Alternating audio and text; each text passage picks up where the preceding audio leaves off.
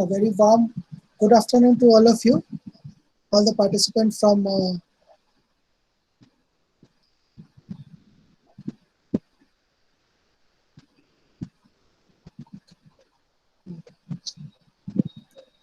very warm welcome, warm good afternoon to all of you.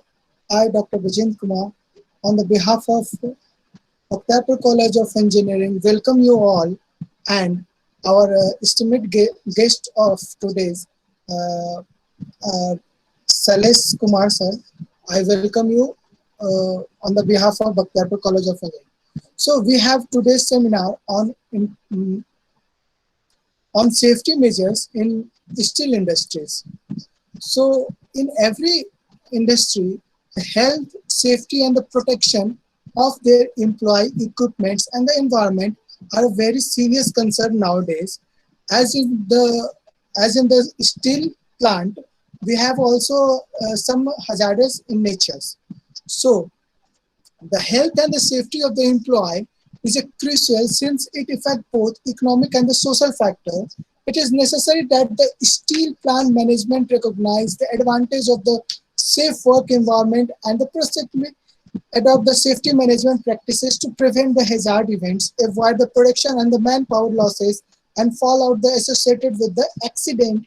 Seriously following the safety practices also assist the enhancement of the employee knowledge of operation, result into the improvement of the technical procedure, maintenance, and accurate and safety information, and increase all over the plant productivity. So, for further discussion, I welcome Salesh Kumar sir.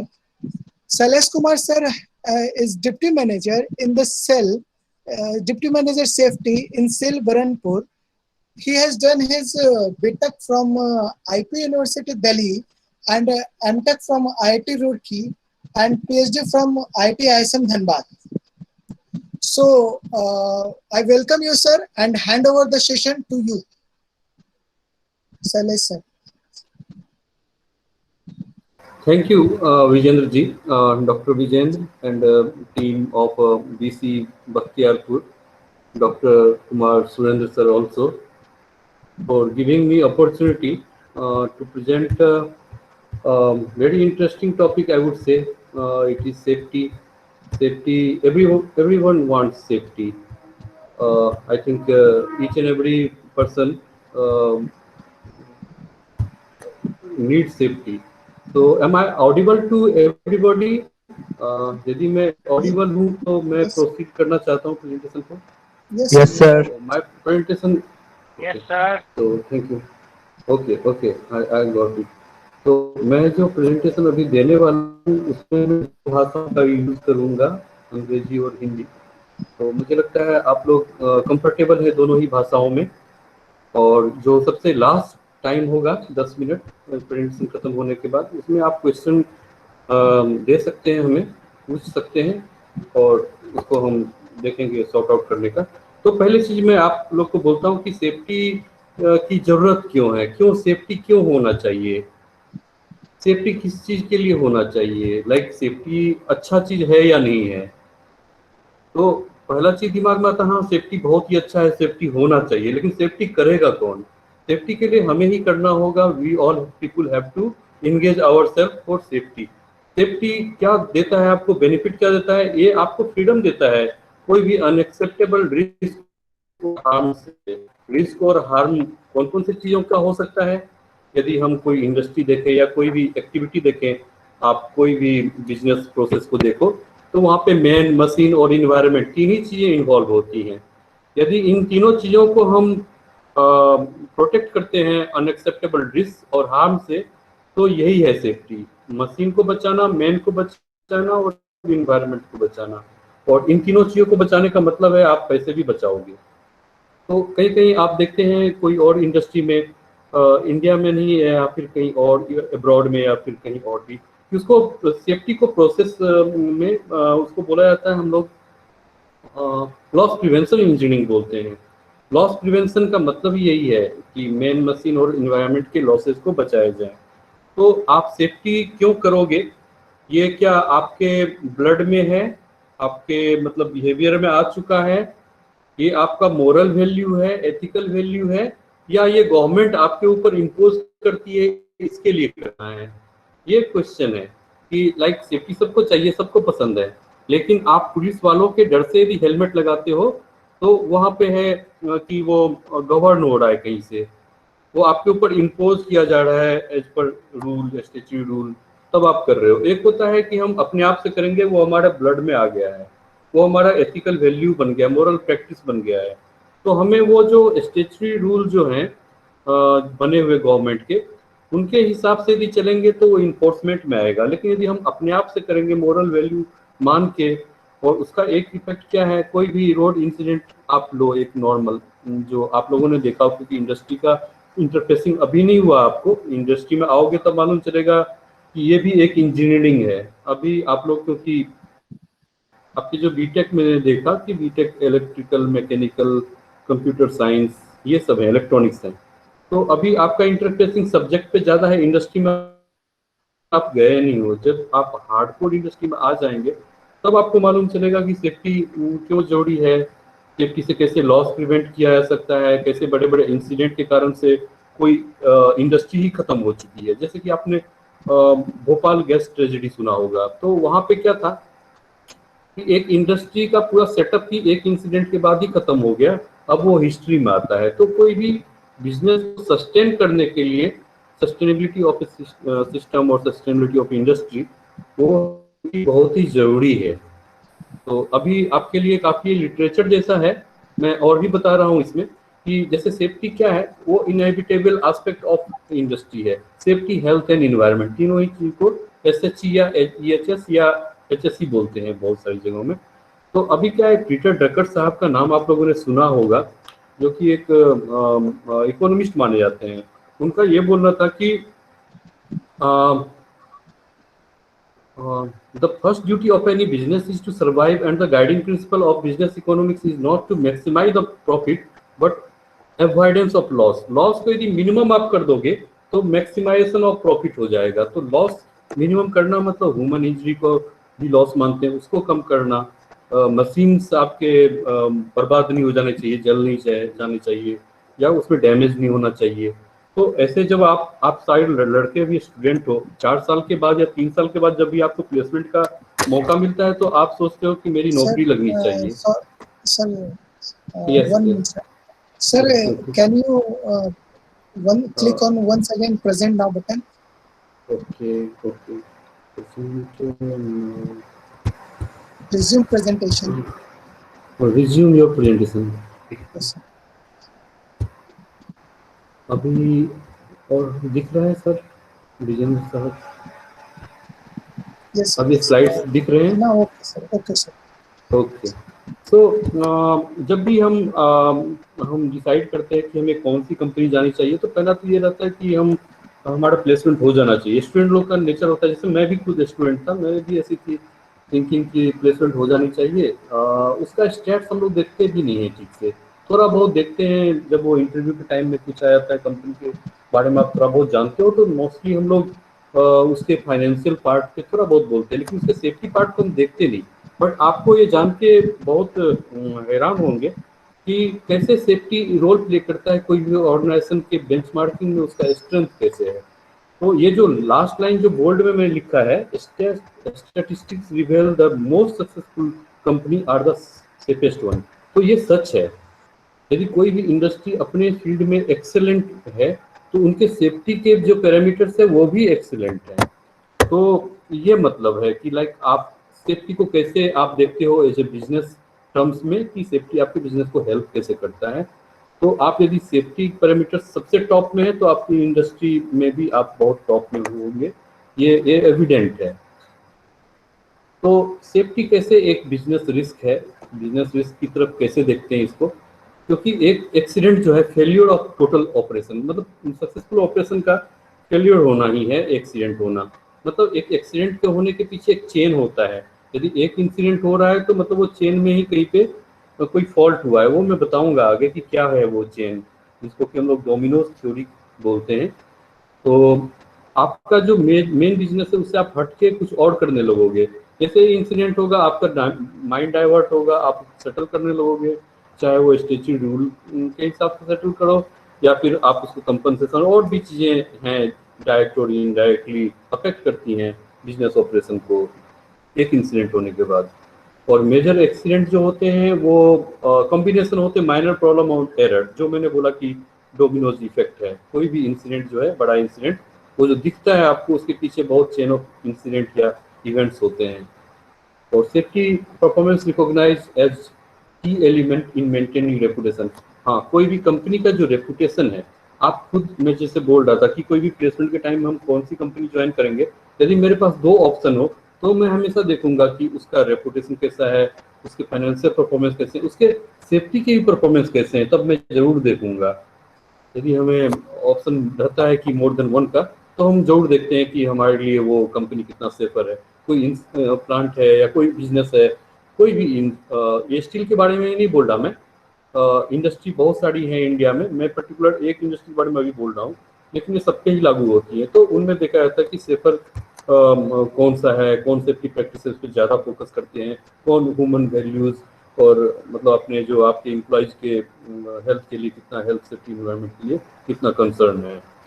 Contribution to positive company culture, ये बहुत ही important बात है कि like उससे cultural development होता है ना, तब जाकर के सेफ्टी परफॉर्मेंस भी डेवलप्ड होते हैं। जैसे आपने एक कंपनी का नाम सुना होगा डुपॉन्ट का, उनका बेंचमार्किंग है, ग्लोबल बेंचमार्किंग है, उनके पार्ट एक्सेलेंस जो लेवल है उस पर हम लोग जाने की कोशिश करते हैं हर एक इंडस्ट्री, हर एक सेक्टर में, क्योंकि वो एक्सीडेंट फ्री इन्वायरमेंट देने की बात करता है उसकी मैनेजमेंट, और वो लोग उस लेवल तक आ भी चुके हैं। तो ये कंपनी में एक पॉजिटिव कल्चर को बिल्डअप करता है। There is direct linkage between business objective and sound safety performance. जैसे मैंने बोला कि बिजनेस के साथ साथ सीधा साधा जुड़ा हुआ है सेफ्टी की। आपको यदि मैक्सिमाइजेशन ऑफ प्रॉफिट करना है तो मिनिमाइजेशन ऑफ लॉस करना ही होगा। तो सेफ्टी को हम बहुत ही सामान्य तरीके से आपको ये सामने में बता रहे हैं। जैसे कि आप ये पिक्चोरियल फोटोग्राफ्स भी देख लो, ये इसमें क्या दिख रहा है आपको, बहुत सारी चीजें हैं साइनेज के टर्म्स में, या फिर पीपीज। पीपीज क्या है, जैसे भी आजकल कोरोना के टाइम हम लोग मास्क पहन रहे हैं ना, नोज मास्क, ताकि हम अपने नाक के अंदर कोई भी बैक्टीरिया वायरस इसको आने से रोकते हैं। पीपी जिसको बोलते हैं पर्सनल प्रोटेक्टिव इक्विपमेंट। तो आप देखिए सेफ्टी में वो एक लास्ट लाइन ऑफ डिफेंस माना जाता है। ये लास्ट लाइन ऑफ डिफेंस इसलिए माना जाता है क्योंकि जो जब एविडेंट हो, जब नॉन हो कि वहाँ खतरा है, तब आप पीपी यूज करते हो। अदरवाइज क्या होते हैं, बहुत सारे कंट्रोल मेजर्स होते हैं सेफ्टी में। तो जैसे मैं एक पहला फोटोग्राफ को देख के बताता हूँ आपको कि सेफ्टी क्या है। सेफ्टी तो जैसे बोला गया कि अनवांटेड रिस्क से हमें बचाता है। अभी रोड में भी आप देखेंगे तो बहुत जगह जेब्रा क्रॉसिंग किए हुए रहते हैं, उसमें मार्क किए रहते हैं, यही डेजिग्नेटेड एरिया है जहाँ से आपको रोड को क्रॉस करना है। तो वो जगह में आपका रिस्क कम है, वो साइनेज की तरफ से। बहुत सारी जगह पे टर्निंग होती है रोड के, वहाँ पे पहले लिख दिए जाते हैं कि road turning ahead, speed limit go slow, ऐसा करके लिख देते हैं। तो अब दो और एक्टिविटी को देखते हैं जहाँ पे कि एक आदमी तंदूर में काम कर रहा है और एक आदमी हॉट पैन को लेके जा रहा है। इन दोनों ने अपने अपने प्रोटेक्शन के लिए क्या किया है, एक ग्लव्स, प्रोटेक्टिव ग्लव्स यूज किया है, जो कि पीपीई है, पर्सनल प्रोटेक्टिव इक्विपमेंट। तो ये सामान्य चीजें हैं जो हम लोग करते हैं अपने रूटीन लाइफ में अपने आप को बचाने के लिए। वही है सेफ्टी। सेफ्टी कुछ भी नहीं है, कोई भी काम को बिना ह्यूमन इंजरी का करना, वही है सेफ्टी। सेफ्टी कुछ भी नहीं है, इंजीनियरिंग का कॉमन सेंस है। सब कुछ जानना है आपको हर एक इंजीनियरिंग में कि आपको कैसे बच सकते हो। आप जैसे इलेक्ट्रिकल काम कर रहे हैं, उसमें आप क्या खतरा है, उससे आप कैसे बच सकते हो, वही है सेफ्टी। सेफ्टी और इससे ज़्यादा बड़ा चीज़ नहीं है। हाँ, बट इसके कुछ टर्मिनोलॉजी आप लोग के बीच में मैं बताना चाहूँगा। जैसे hazard, what is hazard? Hazard को हिंदी में यदि बोलें तो वो है खतरा, और रिस्क जो है, रिस्क हो गया जोखिम। तो हैजार्ड और रिस्क में डिफरेंस क्या है, ये बहुत ही इंटरेस्टिंग टर्मिनोलॉजी है। हैजार्ड है anything, any event which has potential to cause human injury और प्रॉपर्टी डैमेज। और दूसरा है रिस्क। रिस्क है the probability of occurrence of any unwanted event which may cause human injury और प्रॉपर्टी डैमेज। तो मान लीजिए, एज्यूम करिए कि आप पटना के जू में गए, पटना का जो जू है वहाँ गए, आपको मतलब घूमना है, वाइल्ड एनिमल्स को देखना है, उनके सराउंडिंग्स को देखना है, तो आप जाते हो वहाँ पे। आप ऐसे तो नहीं मिलोगे जैसे इस पिक्चर में लेफ्ट हैंड साइड में मिला हुआ है कि you went to the zoo and you saw the tiger in open। यदि ऐसा है तो उसमें खतरा है और क्या रिस्क है।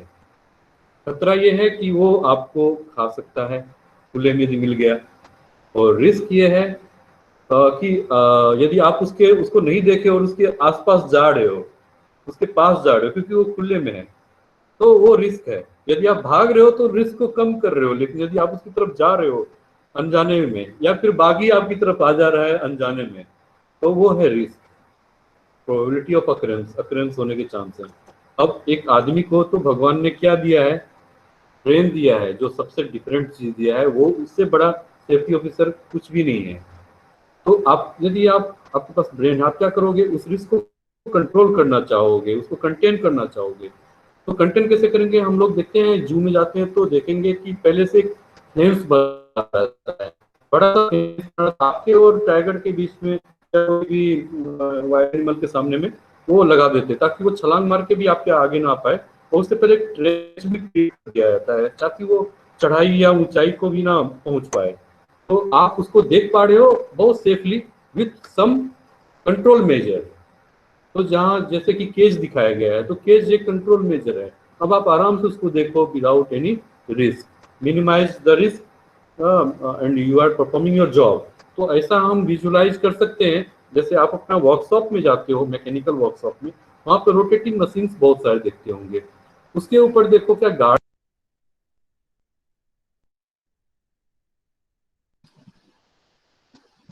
Sir, can you unmute yourself?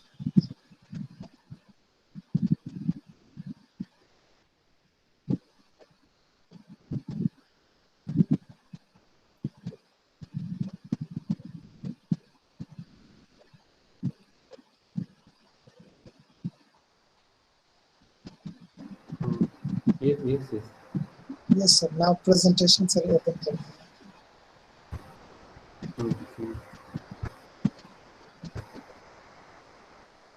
Is it visible now? Audible also? Yes, sir. Yes, sir. Okay. तो मैं जैसे आपको एग्जांपल दे रहा था कि कैसे आप हैजार्ड और रिस्क को समझ पाते हैं। मैंने वो आपको जू के हिसाब से बताया कि जहाँ पे कि आप रिस्क को कंटेन करते हैं विद सम कंट्रोल मेजर।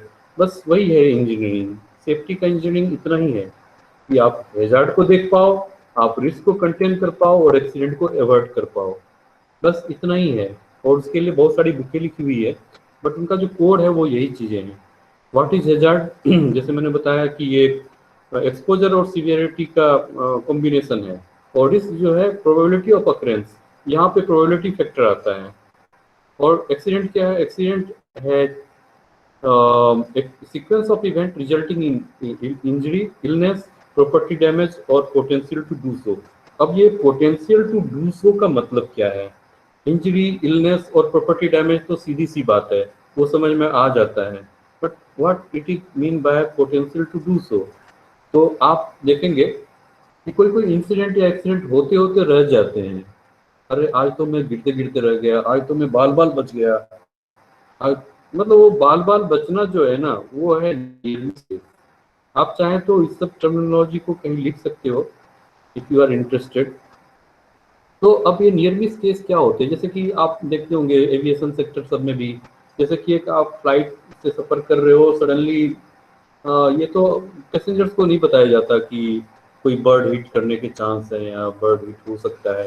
तो वहाँ पे नियर मिस केस हो सकता है ड्यू टू, यदि आप अवॉइड कर गए बर्ड हिट को तो वो नियर मिस केस है।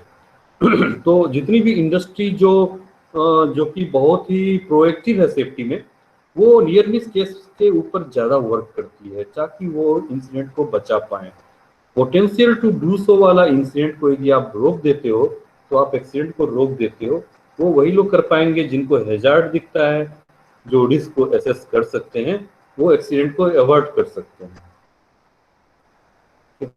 तो डोमिनोज थ्योरी जो मैं बार बार बोल रहा था कि क्या है डोमिनोज थ्योरी, कुछ भी नहीं है, ताश के पत्ते जैसे गिरते हैं उस टाइप से एक चेन इवेंट की बात है, जो कि एक एच.डब्ल्यू. हेनरिक साहब है, ये सेफ्टी का समझ लो कि लाइक ही वाज फादर। वो उन्होंने काफ़ी काम करा इस सेक्टर में और उन्होंने काफ़ी थ्योरीज दी और काफ़ी स्टडी करा, उन्होंने डेटा एनालिसिस भी बहुत सारा करा।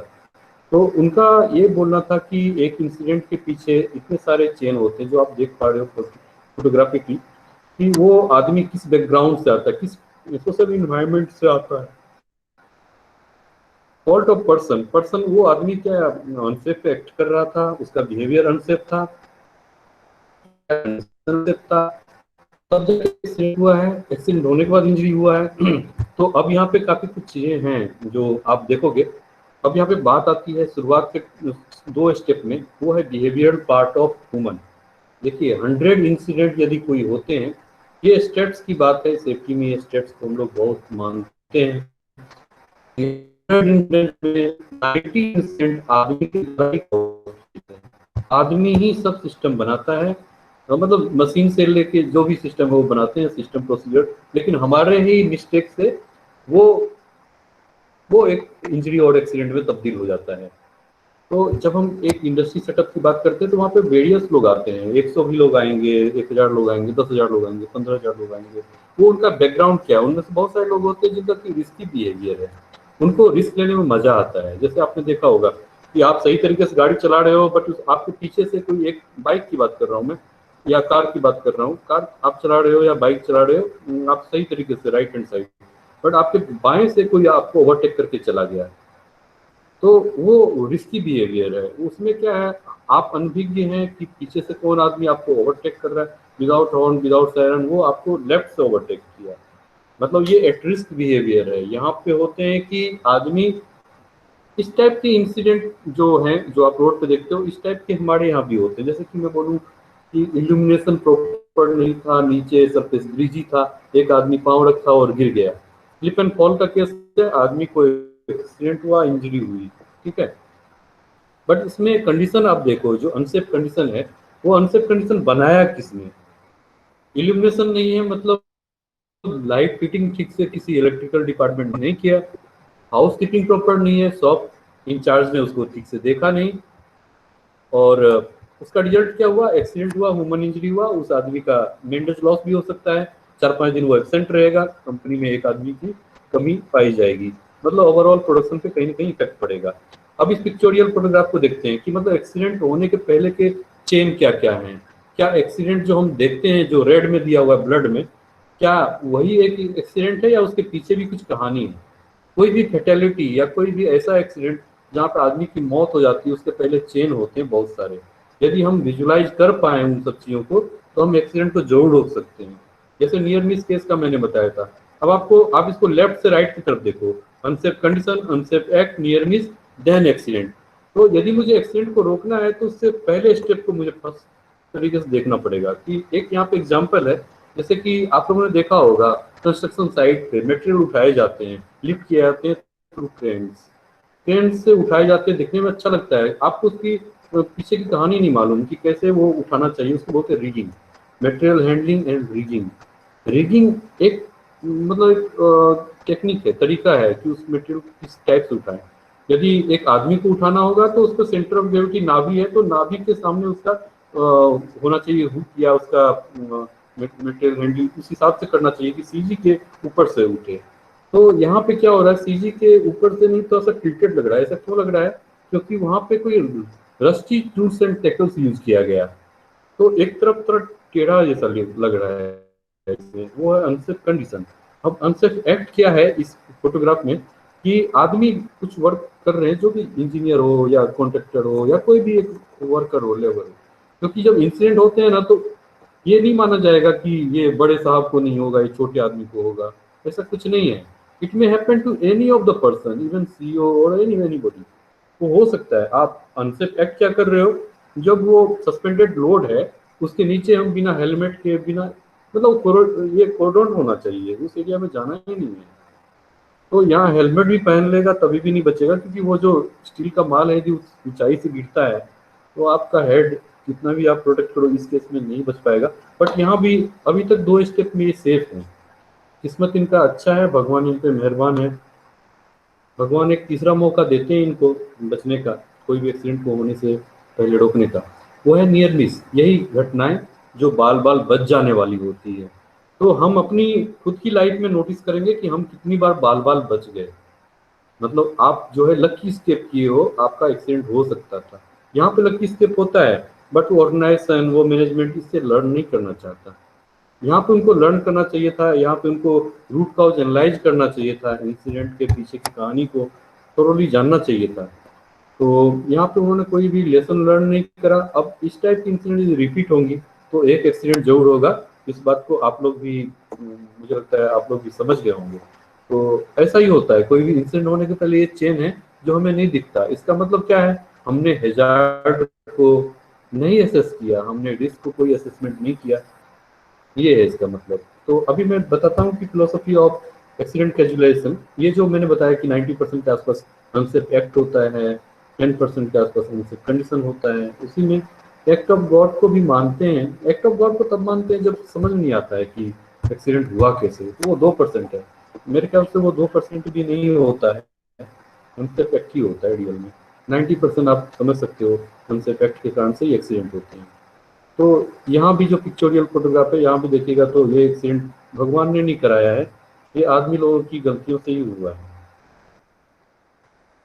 हमसे कंडीशन क्या है, एक्सेसिव हीट है, मतलब एक ऐसा एनवायरनमेंट में काम करना जहाँ पे बहुत ज़्यादा हीट है, हीट स्ट्रेस है, बहुत कम इल्यूमिनेशन है, कहीं बहुत ज़्यादा इल्यूमिनेशन भी हैजार्ड हो सकता है, अनसेफ कंडीशन हो सकता है, गैस लीकेज है, डस्टी एटमोसफेयर है, हेवी नॉइज है, नॉइज बहुत ज़्यादा होने से भी लोग की हियरिंग लॉस होते हैं, आपके ऑक्यूपेशनल डिजीजेस भी होते हैं।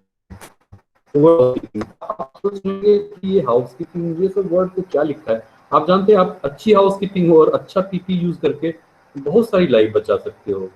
जो हम सोचते सबसे एकदम लास्ट लाइन चीजें होती है ना, ये बेकार का आदमी, ये झाड़ू पोछा करता है, साफ सफाई करता है, but they are doing the best job. उन लोगों को उतना रिस्पेक्ट मिलना चाहिए। कोई भी हाउसकीपिंग किया हुआ साइट पे आप काम करो, आपके रेट ऑफ इंसिडेंट बहुत ही कम होंगे, और वो आपकी साइट पे डिसिप्लिन भी दिखाता है। और ये सबसे टीडियस जॉब है, बोलने के लिए लोग बोलते हैं ये छोटा काम है, बट एक्चुअली जो काम होता नहीं है आदमी लोगों से उसको छोटा बोलते हैं। ये इंडियन साइकोलॉजी है थोड़ा, ये उस काम को हम लोग छोटा बोलते हैं। आप देखोगे अपने कॉलेज में ही कि लोग डस्टबिन में मटेरियल नहीं फेंकते, कहीं और फेंक देते। Tracing of paper is done not inside the dustbin but it is outside the dustbin. क्यों? क्योंकि वो उनका कल्चर में नहीं है। वो अब एक दिन क्या होगा, वो बहुत सारे जमा हो जाएंगे कागज इधर उधर सारे एक जगह, और एक दिन को आग लग जाएगा, तब जाके इंसिडेंट होगा, और लोग रूट काउज को तब एनालाइज करेंगे, उससे पहले वो नहीं देखेंगे। तो हाउसकीपिंग बहुत मैटर करता है, चाहे घर में हो, इंडस्ट्री में हो, कहीं भी। अनसेफ एक्ट ये क्या होता है, लाइक आदमी का जो बिहेवियरल पार्ट है कि वो ठीक ढंग से कोई काम को नहीं करना, एसओपी एसएनपी को फॉलो नहीं करना। एसओपी का मतलब क्या है, standard operating procedure, S&P standard maintenance procedure, work instruction. कोई भी कंपनी आप जाएंगे ना, तो पहला 1-2 साल जो होता है ट्रेनिंग का, लोग सोचते हैं ट्रेनिंग मतलब क्या है, ऑफिस जाना, मतलब प्लांट जाना या कारखाना या कहीं भी माइंस में या कहीं भी आप सोचो, इवन आईटी कंपनी में भी।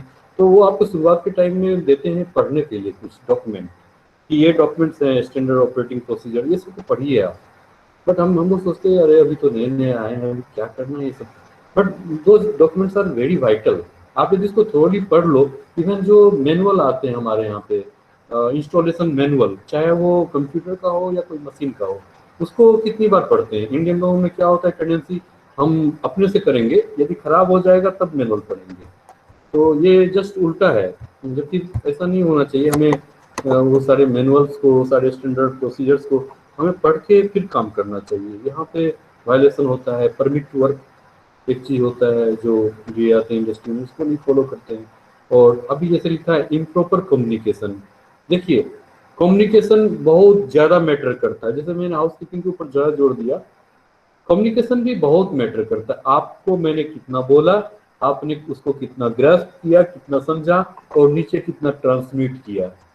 यदि ये रिटर्न में हो तो ये अच्छा है, लेकिन यदि ये वर्बल कम्युनिकेशन हो और आपने ठीक से सुना नहीं, आप उसको ठीक से समझ पाए नहीं, और आपने नीचे वाले आदमी जो है जिनसे आपको काम कराना है उसको ठीक से कम्युनिकेट नहीं किया, एक्सीडेंट होगा।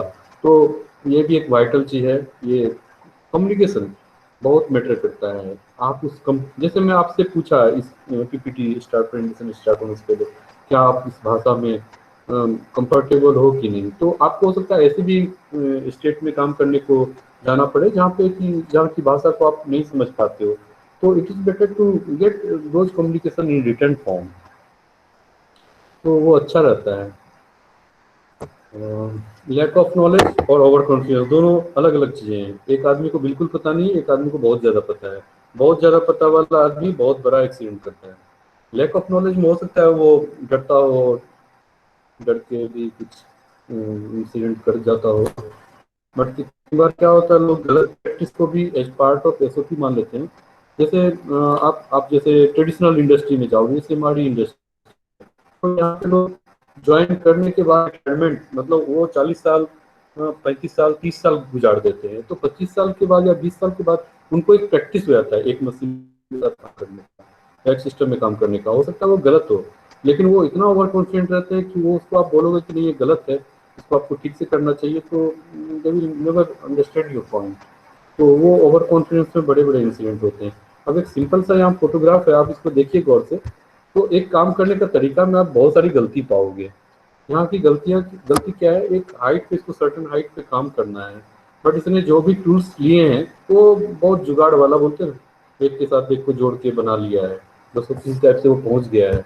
बट एक भी यदि इसका इम्बैलेंस होता है, डिसबैलेंस होता है, he will fall and got get injury. अभी आप देखोगे कंस्ट्रक्शन साइट पे, कोई भी कंस्ट्रक्शन साइट पे कहीं भी आप चले जाओ, मैं जैसा पाया हूँ प्रोजेक्ट में, आई हैव नेवर सीन एक स्टैंडर्ड लेडर यूज होता है कहीं पे। लोग बोलते हैं कि कम हाइट है, ज्यादा हाइट है। कम और ज्यादा ना वो आदमी खुद अपने हिसाब से उसने डेवलप कर लिया है, बट कम और ज्यादा नहीं होता, हाइट हाइट हाइट होता है। चाहे आप 2 मीटर की हाइट को कम हाइट बोल सकते हो, 2 मीटर की हाइट के ऊपर के इंसिडेंट में फर्टिलिटी भी हो जाती है। बहुत सारे ऐसे कंडीशन है, मैं अभी उतना डिटेल में नहीं बताऊंगा, बट मैं ये बताऊंगा कि कंस्ट्रक्शन साइट पे आप जब भी जाओगे, कहीं भी आप देखना माइन्यूटली गौर से, तो लेडर्स आपको प्रॉपर लेडर नहीं मिलेंगे, और वो बहुत बड़ा रीजन है गिर के चोट खाने का। अब ये हेनरिक मॉडल के बारे में देखते हैं कि इन्होंने क्या बताया था। 1932 की बात है जब इन्होंने ये पिरामिड इंट्रोड्यूस किया था, हेनरिक साहब ने। तो इनका कहना ये था कि एक जो फर्टिलिटी है, एक जो डेथ का रीजन है, सीरियस इंजरी और डेथ, उसके पीछे ये स्टेट्स के कुछ फिगर बताए थे। 3000 numbers of unsafe act and behaviour. Hello. Sir, can you resume the presentation? Click on the resume presentation. तो is it visible now? Yes, sir. Yes. दिख रहा है? Yes, sir. ओके। तो ये हेनरिक थ्योरी जो है, इन्होंने एक मॉडल दिया था 1932 में। इनके हिसाब से एक फेटेलिटी, एक डेथ केस के पीछे इतना सारा अनसेफ एक्ट और कंडीशन रहता है। मतलब कोई भी इंडस्ट्री में आप देखो, या कोई भी इंसिडेंट आप कहीं भी देखो, कोई भी सेक्टर में, तो वहाँ पे एक फेटेलिटी के पहले बहुत सारे अनसेफ बिहेवियर होते हैं, आदमी का अनसेफ एक्ट होता है। उससे क्या होता है, 300 number of near miss cases बनते हैं, जो पिक्चोरियल आपको मैं दिखाया था। ये लिफ्टिंग टूल्स यूज किया जा रहा था उठाने के लिए, और सडनली एक नियर मिस हुआ, उसको लोगों ने अवॉइड किया। अब इस नियर मिस को यदि हम नहीं रोक पाएंगे, तो इंसिडेंट ये पिरामिड बनेगा ही। ये पिरामिड नहीं बने, इसके लिए जो जो प्रोएक्टिव कंपनियां होती हैं, प्रोएक्टिव लोग होते हैं, वो अनसेफ कंडीशन पे ज्यादा चोट करते हैं, उसको खत्म करते हैं, साइट लेवल पे एलिमिनेशन ऑफ हेजार्ड्स करते हैं, देन नियर मिस केस को इन्वेस्टिगेट करके उसका रूट कॉज एनालाइज करके उसके जो करेक्टिव और प्रिवेंटिव एक्शन है वो लेते हैं। यदि हम इस केस को नहीं ले पाते इस लेवल तक, तो ऐसे इंसिडेंट होंगे जिसमें आदमी का जान और उसके मतलब ऑर्गन्स लॉस, या फिर उनके मेंटेज लॉस होने के चांसेस रहेंगे। मतलब वो अच्छा नहीं है कोई भी इंडस्ट्री के लिए। जब आप जाएंगे, आप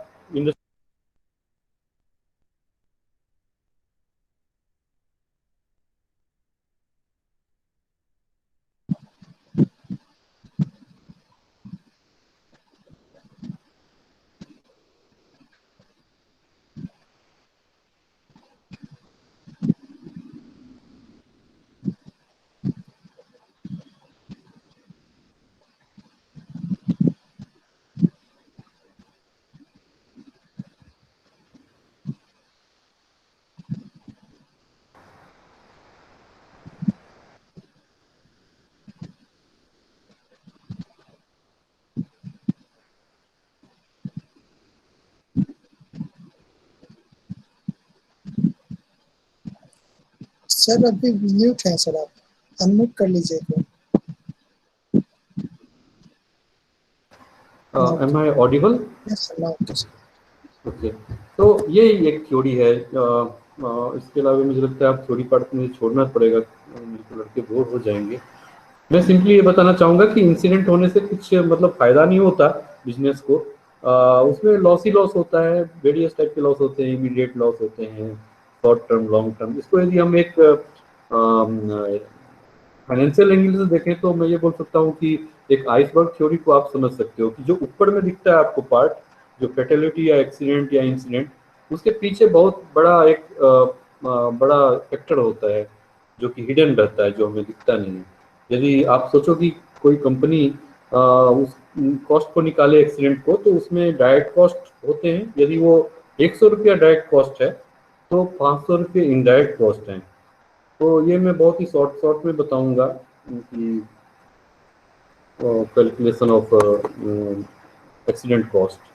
अब उस एक्सीडेंट के बारे में तो काफ़ी कुछ बोल दिया मैंने आपको, काफ़ी डरा भी दिया होगा, भाग भी दिखाया है। तो इसको कंट्रोल कैसे करें, तो इसमें होता है हायरार्की ऑफ रिस्क कंट्रोल। कोई भी रिस्क की एक्टिविटी है उसके कंट्रोल के भी टेक्निक है। मतलब आप जब इंजीनियरिंग करके इतना कुछ पढ़ के इंजीनियर बनते हो तो आपके पास उसके सॉल्यूशन के भी पार्ट होते हैं। तो अब तो डिजाइन फेज में ही कितना कुछ सोच लिया जाता है कि मशीन्स को एडवांस बनाना है। अभी जैसे कि अभी अभी का टाइम जो है एआई का टाइम है। अभी ह्यूमन इंटरफेसिंग को कम से कम करने की बात होती है। इंडस्ट्री 4.0 मतलब रोबोटिक्स का बहुत आने वाला टाइम है। तो उसमें हम लोग क्या करते हैं, कंटिन्यूसली वर्क ऑन करते हैं कि कौन सा जगह पे हमारे को एक्सीडेंट ज़्यादा हो रहा है, कौन सी मशीनरी में ज़्यादा हो रहा है।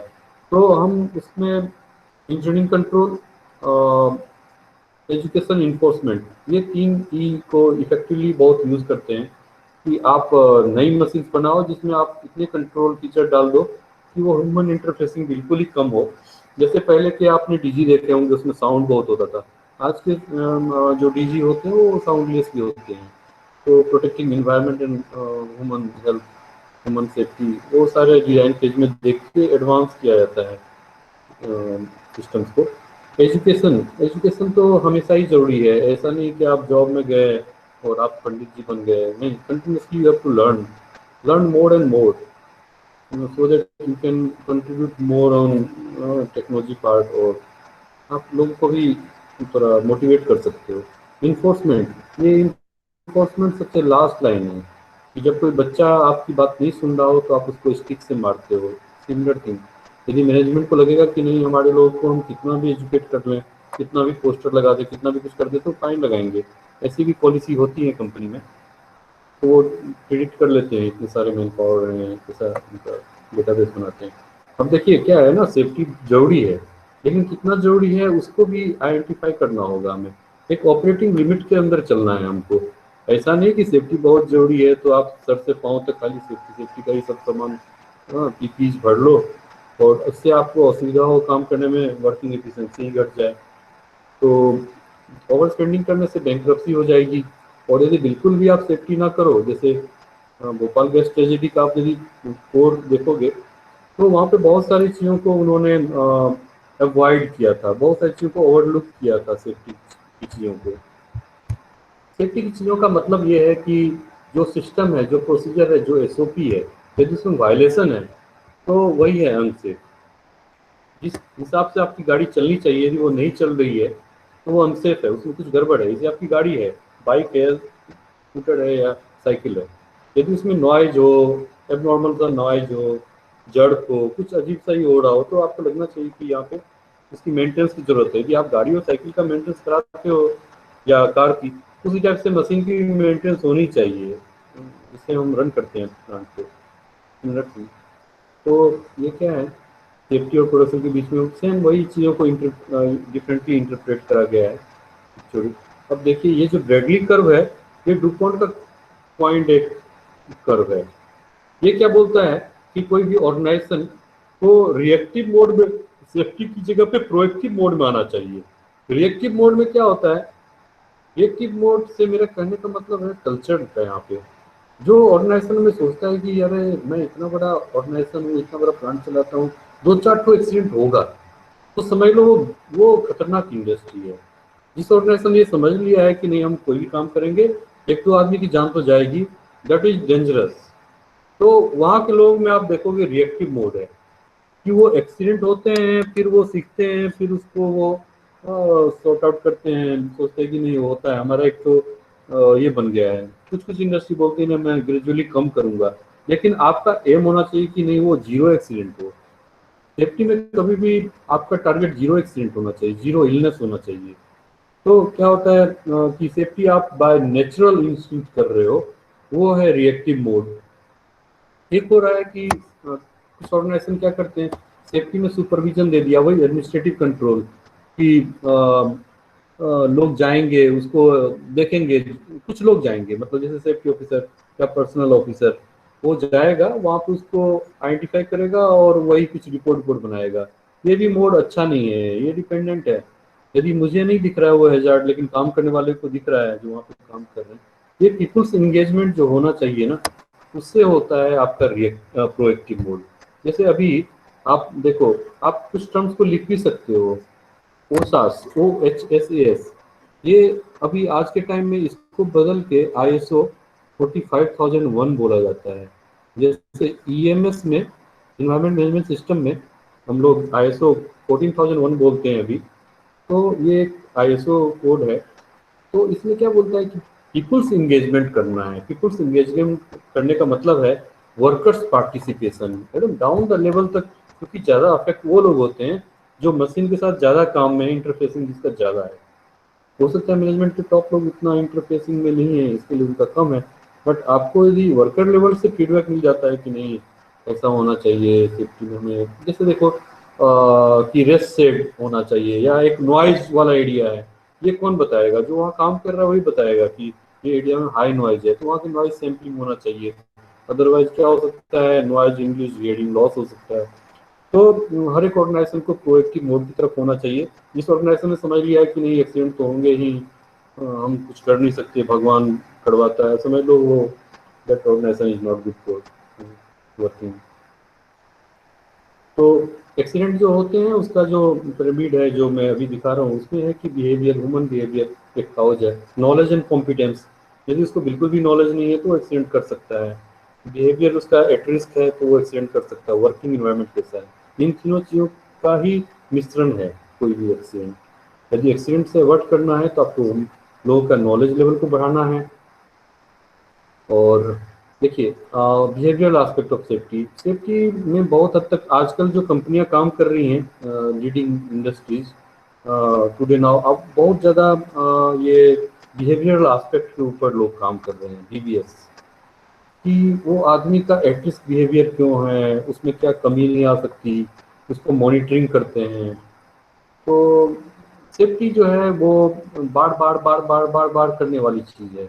वो तभी जाके वो तो तरत तरत अभ्यास के जड़मति होती सुजान, उसी टाइप की चीज़ें हैं कि आप बार बार एक ही गुड प्रैक्टिस करोगे तो आपकी आदत बन जाएगी। देन जैसे स्टूडेंट्स लोग में शुरुआत में टीचर लोग करते हैं, तो कंटिन्यूसली उसको ऑर्गेनाइजेशन ला के उसका ट्रेनिंग मोटिवेशन बढ़ाना है, उसका बिहेवियरल एस्पेक्ट को एकदम बिल्कुल ऑर्गेनाइजेशन के इनलाइन कर देना है, और टुवर्ड्स जीरो एक्सीडेंट को हमको अचीव करना है। तो यदि आप फ्रंट लाइन, हाँ जी, hello, am I audible? Yes, sir, you are audible. Okay okay. तो कल के टाइम में आप फ्रंट लाइन मैनेजर बनते हो कोई भी इंडस्ट्री में। मैं इंडस्ट्री सॉफ्टवेयर के अलावा जितनी भी ट्रेडिशनल इंडस्ट्री उनके बारे में बोल रहा हूँ। सॉफ्टवेयर में भी EHS मैनेजर होते हैं, इवन जो हम लोग अमेजोन देखते हैं वहाँ भी हेल्थ एंड सेफ्टी मैनेजर होते हैं, उनके भी प्रैक्टिस होते हैं। जैसे कि एक वेयर हाउसिंग है, उसको मैनेज करना, आपको एक मैनेजरियल पोस्ट दिया जाएगा कल को, फ्रंटलाइन मैनेजर, तो आप क्या करोगे? आपकी जो प्रैक्टिस, आपको क्या करना है, सेफ्टी की प्रैक्टिस करनी है, डिमॉन्स्ट्रेट करना है इसको लोगों के बीच में। आप खुद सेफ्टी में अच्छा काम करोगे तभी आपके नीचे वाले लोग भी with all standard operating procedure और वो सब फॉलो करेंगे। Acquired knowledge of statutory provision, statutory provision only guideline के लिए है। जैसे मैं ISO 1 की बात कर रहा था, ये हमारे इंडिया में जो फैक्ट्रीज एक्ट है 1948 का बना हुआ है। उस टाइम के कंडीशन और आज के टाइम के कंडीशन काफ़ी चेंज हुए, खास करके अभी ऑटोमेशन बहुत सारा आया है। तो प्रोएक्टिव मोड में यदि जाना है तो हम लोग को ग्लोबल जो सिस्टम्स हैं उन पे आना पड़ेगा। स्टेचुरी को कवर तो करना ही है। तो carry out all operation and maintenance job safely, educate and train employ. देखो इस पूरे सेफ्टी में देखा है तो कम्युनिकेशन, नॉलेज और उसका इम्प्लीमेंटेशन, बस ये सबसे बड़ा रोल प्ले करता है। और जब लगता है कि इन सब चीज़ों के बावजूद भी एक्सीडेंट को हम अवॉइड नहीं कर सकते, वो हैजार्ड हमारे एरिया में प्रिवेल कर ही रहा है और वर्कर की लाइफ को खतरा है, तो हम पीपीज के ऊपर आते हैं, जो personal protective equipment. Personal protective equipment जैसे मैं अभी आपके साथ सामने ट्रेनिंग दे रहा हूँ ऑनलाइन मोड में, कोई इंटरफेस नहीं है आपसे, तो मैं पीपी यूज नहीं कर रहा, लाइक मास्क यूज नहीं कर रहा। लेकिन यदि लगता है कि हम आसपास में बैठे हों तब मुझे मास्क यूज करना चाहिए। तो जहाँ पे लगता है कि हैजार्ड है, खतरे हैं, वहाँ पे पीपी यूज करना है, मिनिमम पीपी, हेलमेट और सेफ्टी शूज। तो बहुत सारे लोग तो हेलमेट करते हैं। तो देखो अब मैं आ रहा हूँ असली टॉपिक पे। 30 पेज मेरा स्लाइड जो था वो बेसिकली आपको सेफ्टी के बारे में थोड़ा सा टच देने के लिए था। तो स्टील प्लांट में जो हमारा, जैसे मैं जहाँ काम कर रहा हूँ, मैं स्टील प्लांट में आने से पहले कंस्ट्रक्शन में काम करा, उसके बाद एक कंसल्टिंग में काम करा 3M में, और उसके बाद मैं स्टील प्लांट में आया। तो hello, am I audible? Yes, sir. Yes, sir. आवाज आ रही है मेरी ना? Yes, okay. sir. तो आप देखिए कि खतरे जो स्टील प्लांट में हैं वो कौन कौन से टाइप के हैं। आपको अंदाजा नहीं होगा। जैसे आपका एक मतलब स्टील प्लांट में किसी ने इंटर्नशिप करा हो तो मे बी वो जान रहा होगा।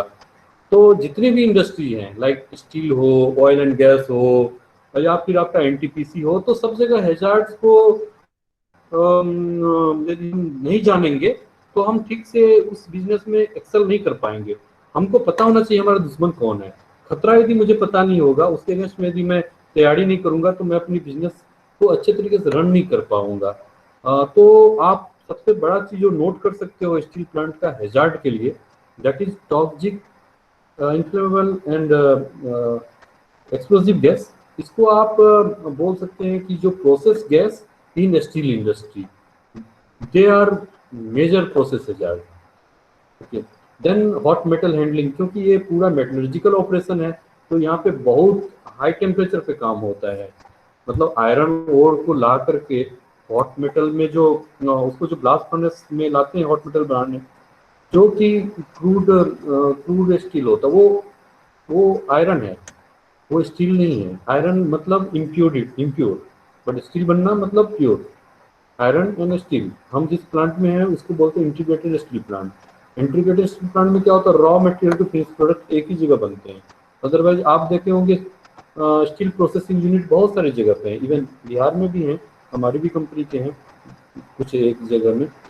और तो सबसे बड़ा जो हैजार्ड है वो प्रोसेस गैस का हैजार्ड है, हॉट मेटल हैंडलिंग का है, और भी हैजार्डस जॉब होते हैं स्टील इंडस्ट्री में। ये जनरल नेचर का है, gas cutting, welding operation, and oxygen lancing job, working at height, high voltage electrical equipment. ये कोई भी इंडस्ट्री में आप तो हाई वोल्टेज इलेक्ट्रिकल इक्विपमेंट चलाओगे ही, चलाना ही पड़ेगा। और गैस कटिंग, वेल्डिंग, ये सब जनरल एक्टिविटी हैं कोई भी इंडस्ट्री में। तो स्टील प्लांट के गैस, जो प्रोसेस गैस है वो क्या है, अभी जो मैं बोल रहा था, ये सब टॉपिक बहुत ही स्पेशलाइज टॉपिक है। मे बी अभी आपको समझ में आ नहीं रहा होगा ठीक से, और मैं पूरा प्रोसेस को स्टील प्लांट का प्रोडक्शन का वो आपके सामने अभी नहीं रखा है। आप इसको यदि लिखना चाहो तो आप ऐसा लिख सकते हो कि ये रॉ मटेरियल जो होता है हमारा आयरन और प्लस कोक, और उसको हम लोग क्या करते हैं, बेस मिक्सिंग प्लांट एक होता है हमारा जो downstream to blast furnace है। ब्लास्ट फर्नेस के बारे में आप लोग थोड़ा थोड़ा जानते होंगे, कहीं मेटलर्जिकल प्रोसेस में कहीं आपको सुनने में आया होगा। यहाँ पे आयरन मेकिंग होता है, आयरन मेकिंग होता है। तो उसमें क्या होता है, लाइक जितना भी फीड है जो हम इन प्रेजेंस ऑफ ऑक्सीजन ही उसको बर्न करते हैं। तो आयरन और देन कोक और भी चीज़ों को, सिंटर, इन सबको मिला करके हम एक आयरन बनाते हैं जो कि लगभग 1600 डिग्री पे होता है। अब उतना हाई टेम्परेचर पे लिया हुआ मटेरियल जो हॉट मेटल है उसको हम लोग भेजते हैं फर्दर प्रोसेसिंग, प्यूरिफिकेशन के लिए, बीओएफ, बेसिक ऑक्सीजन फर्नेस और कन्वर्टर। तो अब यहाँ पे ड्यूरिंग प्रोसेस जो है ब्लास्ट फर्नेस में हॉट मेटल बनने के टाइम में प्रोसेस गैस निकलती हैं, बनती हैं एक्चुअली। जो मटेरियल बैलेंस आप पढ़ते हो तो मटेरियल कितना आ रहा है, रिएक्शन के बाद कितना बन रहा है, तो उसमें गैस बहुत ज़्यादा होती है। वो गैस को हम लोग कंटेन करते हैं, हम लोग उसको उड़ाते नहीं हैं। अब इस गैस के बारे में थोड़ा बहुत प्रॉपर्टी में बताऊंगा। ये टॉक्सिक इन नेचर है। इसमें कार्बन मोनोऑक्साइड का जो परसेंटेज है 20 to 22 है, तो इसी कारण से ये थोड़ा टॉक्सिक इन नेचर है, बहुत ज़्यादा नहीं, बट CO कंटेंट है इसमें, और ये हैवियर देन एयर है। और कोक ओवन तो आप लोग सुना होगा, जो लोग कोल बेल्ट में हैं उन लोगों ने देखा होगा, इस साउथ बिहार एरिया में, जो कि माइंस वाले एरिया हैं, कोल माइंस वाले। तो ये क्या होता है, कोल टू कोक होता है। कोल में क्या होता है, मॉइस्चर बहुत रहता है, उसको हम अच्छा उसका जो लाइक उसको यदि हम बर्न करें, उसमें ज़्यादा हमको कैलोरीफिक वैल्यू आए, इसके लिए उसको कोक बनाते हैं। तो इंडियन कोल भी लिया जाता है हमारे यहाँ पे, बाहर से भी लिया जाता है, उसको अच्छा ग्रेड का कोक बनाते हैं, जो कि ब्लास्ट फर्नेस में हीटिंग के टाइम में यूज होता है। और यहाँ भी गैस बनती है। ये जो कोक ओवन गैस है, ये इसमें हाइड्रोकार्बन कंपाउंड बहुत ज़्यादा रहते हैं, इसमें स्मेल रहता है, और ये फ्लेमेबल इन नेचर होता है। और जो BOF ऑपरेशन है, बेसिक ऑक्सीजन फर्नेस, देखिए स्टील मेकिंग का प्रोसेस थ्रू BOF या कन्वर्टर, ये एक प्रोसेस है। लेकिन ऐसा जरूरी नहीं है कि यही टेक्नोलॉजी पूरी दुनिया में सब लोग यूज कर रहे हो सकता है टाटा स्टील सेल ये टेक्नोलॉजी यूज करता है, लेकिन कोई और इंडस्ट्री कोई और यूज करती है टेक्नोलॉजी। जैसे कोडेक्स है, वो यूज करते हैं JSW, जो जिंदल है।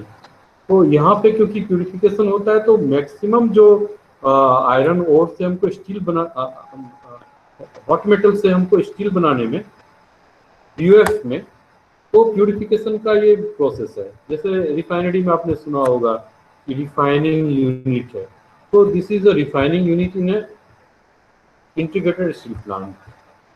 तो यहाँ पे मैक्सिमम CO कंसंट्रेशन इस जो बाय प्रोडक्ट गैस है इसका, BOF या कन्वर्टर गैस, इसमें रहता है, और ये ज़्यादा टॉक्सिक है due to its CO content. ये बहुत ही क्रूशियल इंफॉर्मेशन है।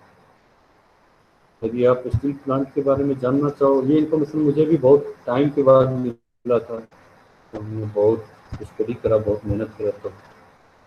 तो यहाँ आप देख सकते हो कंपोजिशन गैस का, कि इसलिए कौन सी गैस की क्या प्रॉपर्टी है, यहाँ से आपको दिख जाएगा कि मोर टॉक्सिक BOF गैस और converter coke oven gas having methane hydrogen content in it, तो it is more of fuel in nature, but it is not a clean gas, इसको क्लीन करना पड़ता है। But BOF gas is considered clean gas, blast furnace gas is also considered clean gas.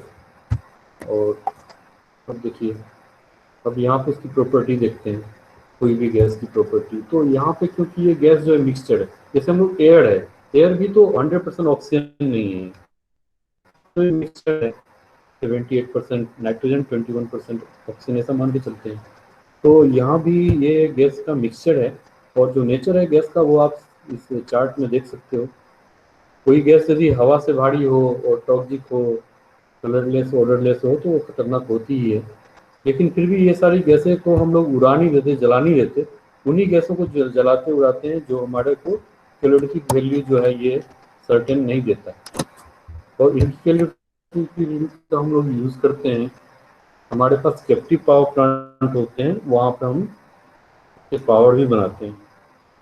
तो मतलब zero emission plant जो होगा या होता है, वो वहाँ पर लोग काम करते हैं, यहाँ पे कि आपके गैसेज भी यूज होते हैं, प्रोसेस गैस, वो बेकार नहीं जाती है, उसमें जो कैलोरीफिक वैल्यू है उसको हम यूज़ करते हैं।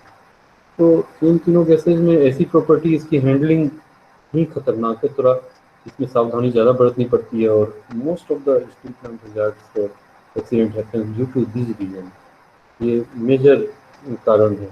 यदि मान लो गैस का लीकेज हो गया और उसमें CO मतलब कार्बन मोनोऑक्साइड है, तो उसका हमारे हेल्थ पे क्या असर होगा।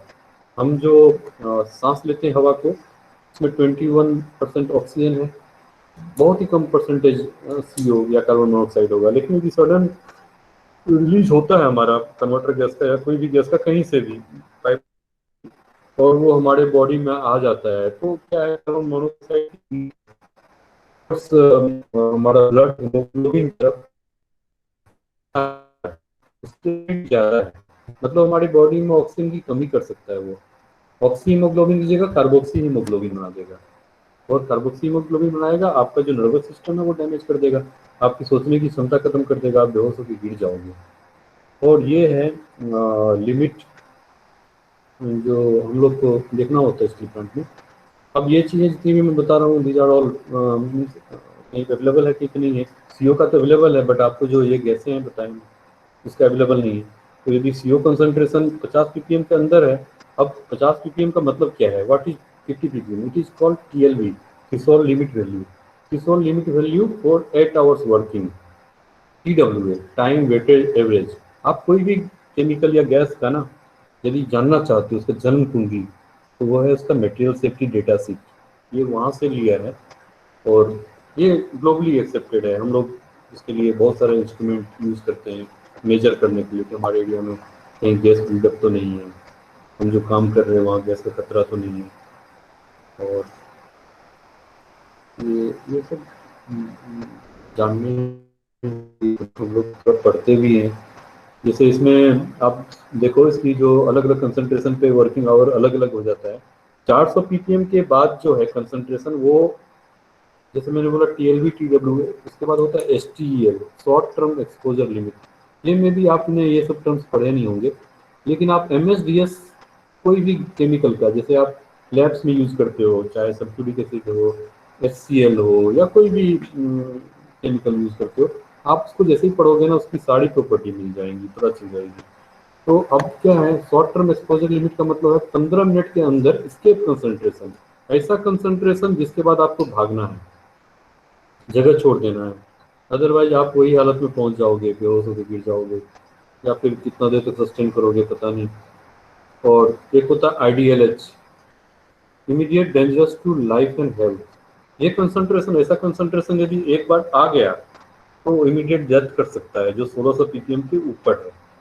तो यदि ये गैस खुले में है, ओपन एटमोस्फेयर में, तब उतना ज़्यादा खतरा नहीं, क्योंकि आपको ये कंसंट्रेशन वेरी करता रहेगा due to mixing in air, और जो उसका डिसोल्यूशन है, जो उसका डिस्पर्सन है एयर के साथ होगा, विंड इफेक्ट होगा, विंड के डायरेक्शन में बहेगी। कोई भी गैस जो है वो विंड डायरेक्शन को फॉलो करेगी। हमेशा जो फ्लूइड है फ्लो करता है high pressure to light low pressure, तो ऊपर से वो उसका विंड डायरेक्शन यदि आप देख लोगे तो आप बचने का भी तरीका समझ सकते हो। वो हम लोग डिजास्टर मैनेजमेंट प्लान जब बनाते हैं तब करते हैं। तो ये एसटीएल, कभी भी कोई गैस का या केमिकल का किसी का भी आप देखो एक्सपोजर लिमिट, तो उसको समझने की कोशिश करो। मैं तो केमिकल इंजीनियरिंग किया है, तो हमने इन सब चीज़ों को पढ़ा। मेटलर्जिकल इंजीनियरिंग में भी, या केमिस्ट्री जो होता है एनालिटिकल केमिस्ट्री, उन सब में आपकी केमिस्ट्री लैब में देखना कोई केमिकल यूज होता है वो कितना खतरनाक है। क्या आपको जो एप्रोन दिए जाते हैं क्यों दिए जाते हैं, ग्लव्स बोलते हैं यूज करने क्यों बोलते हैं, या मास्क भी बोलते हैं तो क्यों बोलते हैं, वहाँ जा करके पता चलेगा आपको। सेक्शन 8 में वो सारी चीज़ें दी जाती हैं हेल्थ एंड सेफ्टी के लिए। तो आपको यदि समय मिले, अभी तो बहुत सारा टाइम है, आप तो रिसर्च कर सकते हो, नेट अवेलेबल है।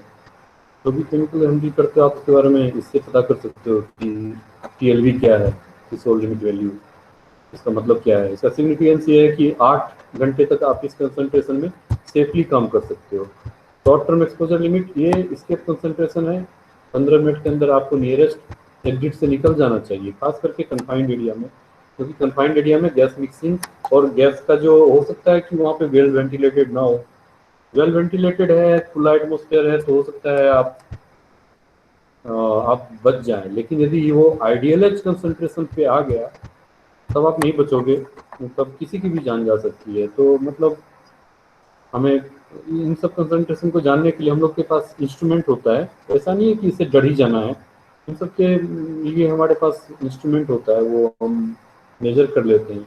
जैसे ही हमें डेंजरस कंसंट्रेशन मिलता है हम इस एरिया को छोड़ देते हैं, काम भी स्टॉप कर देते हैं।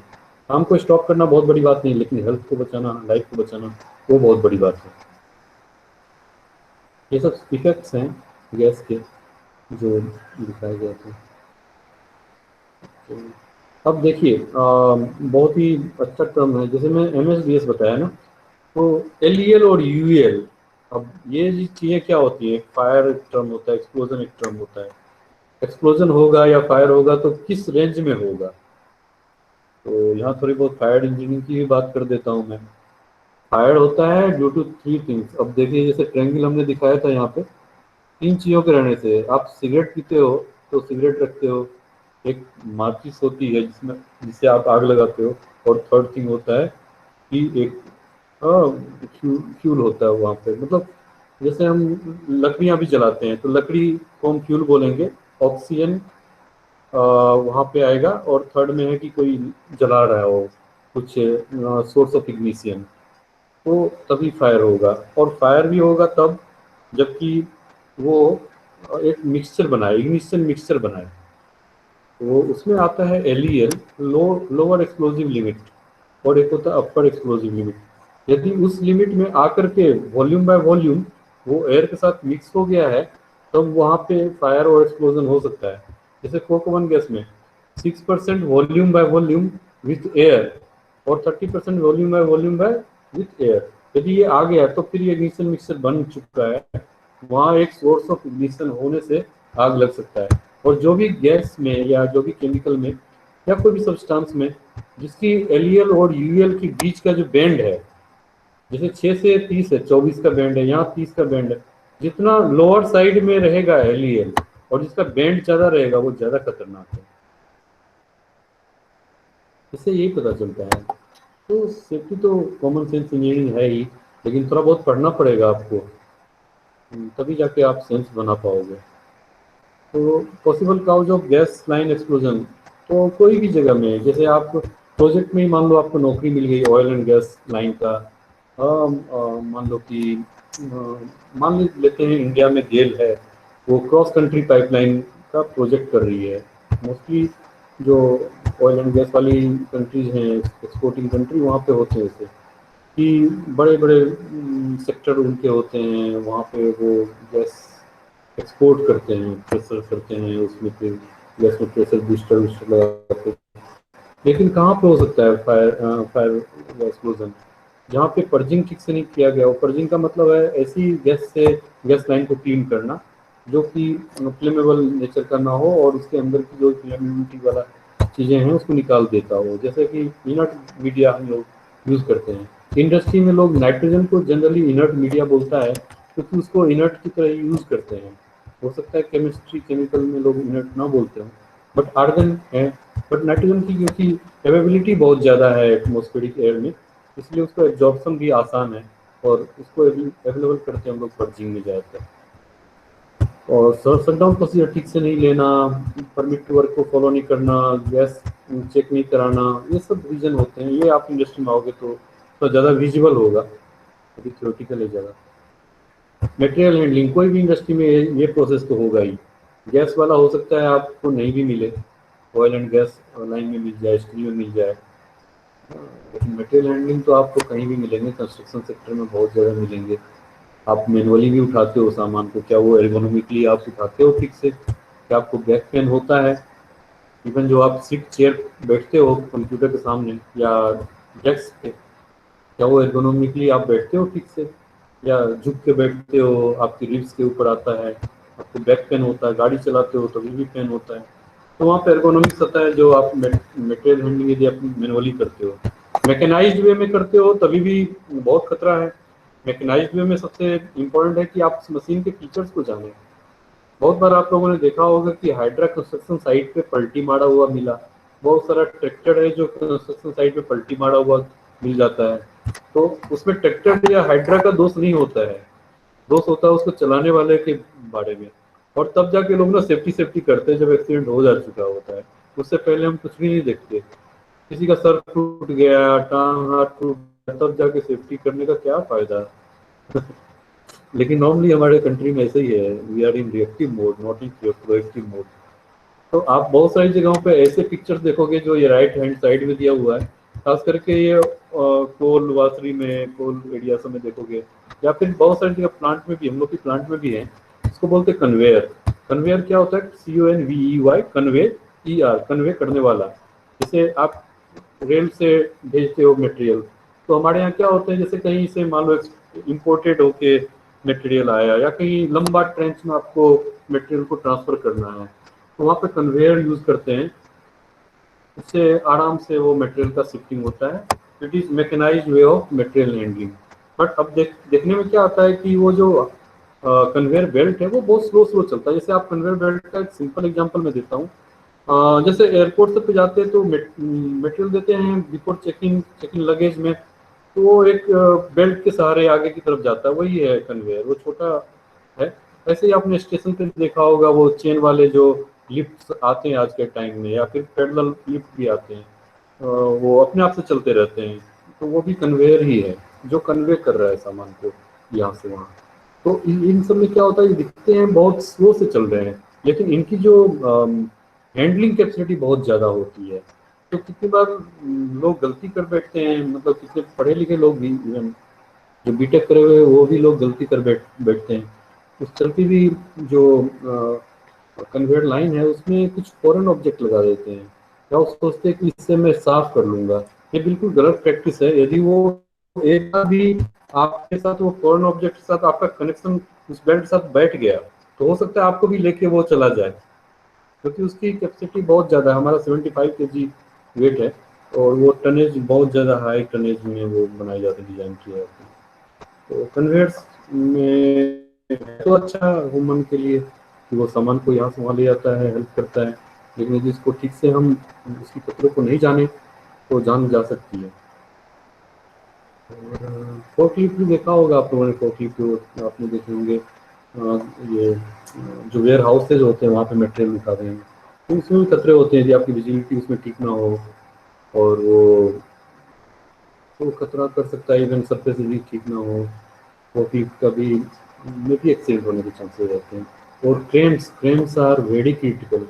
यदि आप मैकेनिकल इंजीनियरिंग में हो, मटेरियल हैंडलिंग को थोड़ा अपना एक इंटरेस्ट एरिया समझ के जरूर पढ़ना, और क्रेन्स के बारे में थोड़ा बहुत बिफोर ज्वाइनिंग द कंपनी थोड़ा थोड़ा समझ लेना है कि कौन कौन से टाइप के क्रेन्स होते हैं। एक होता है EOT crane, electric overhead travel बोलते हैं उसको, वो मोस्टली शॉप्स में होते हैं।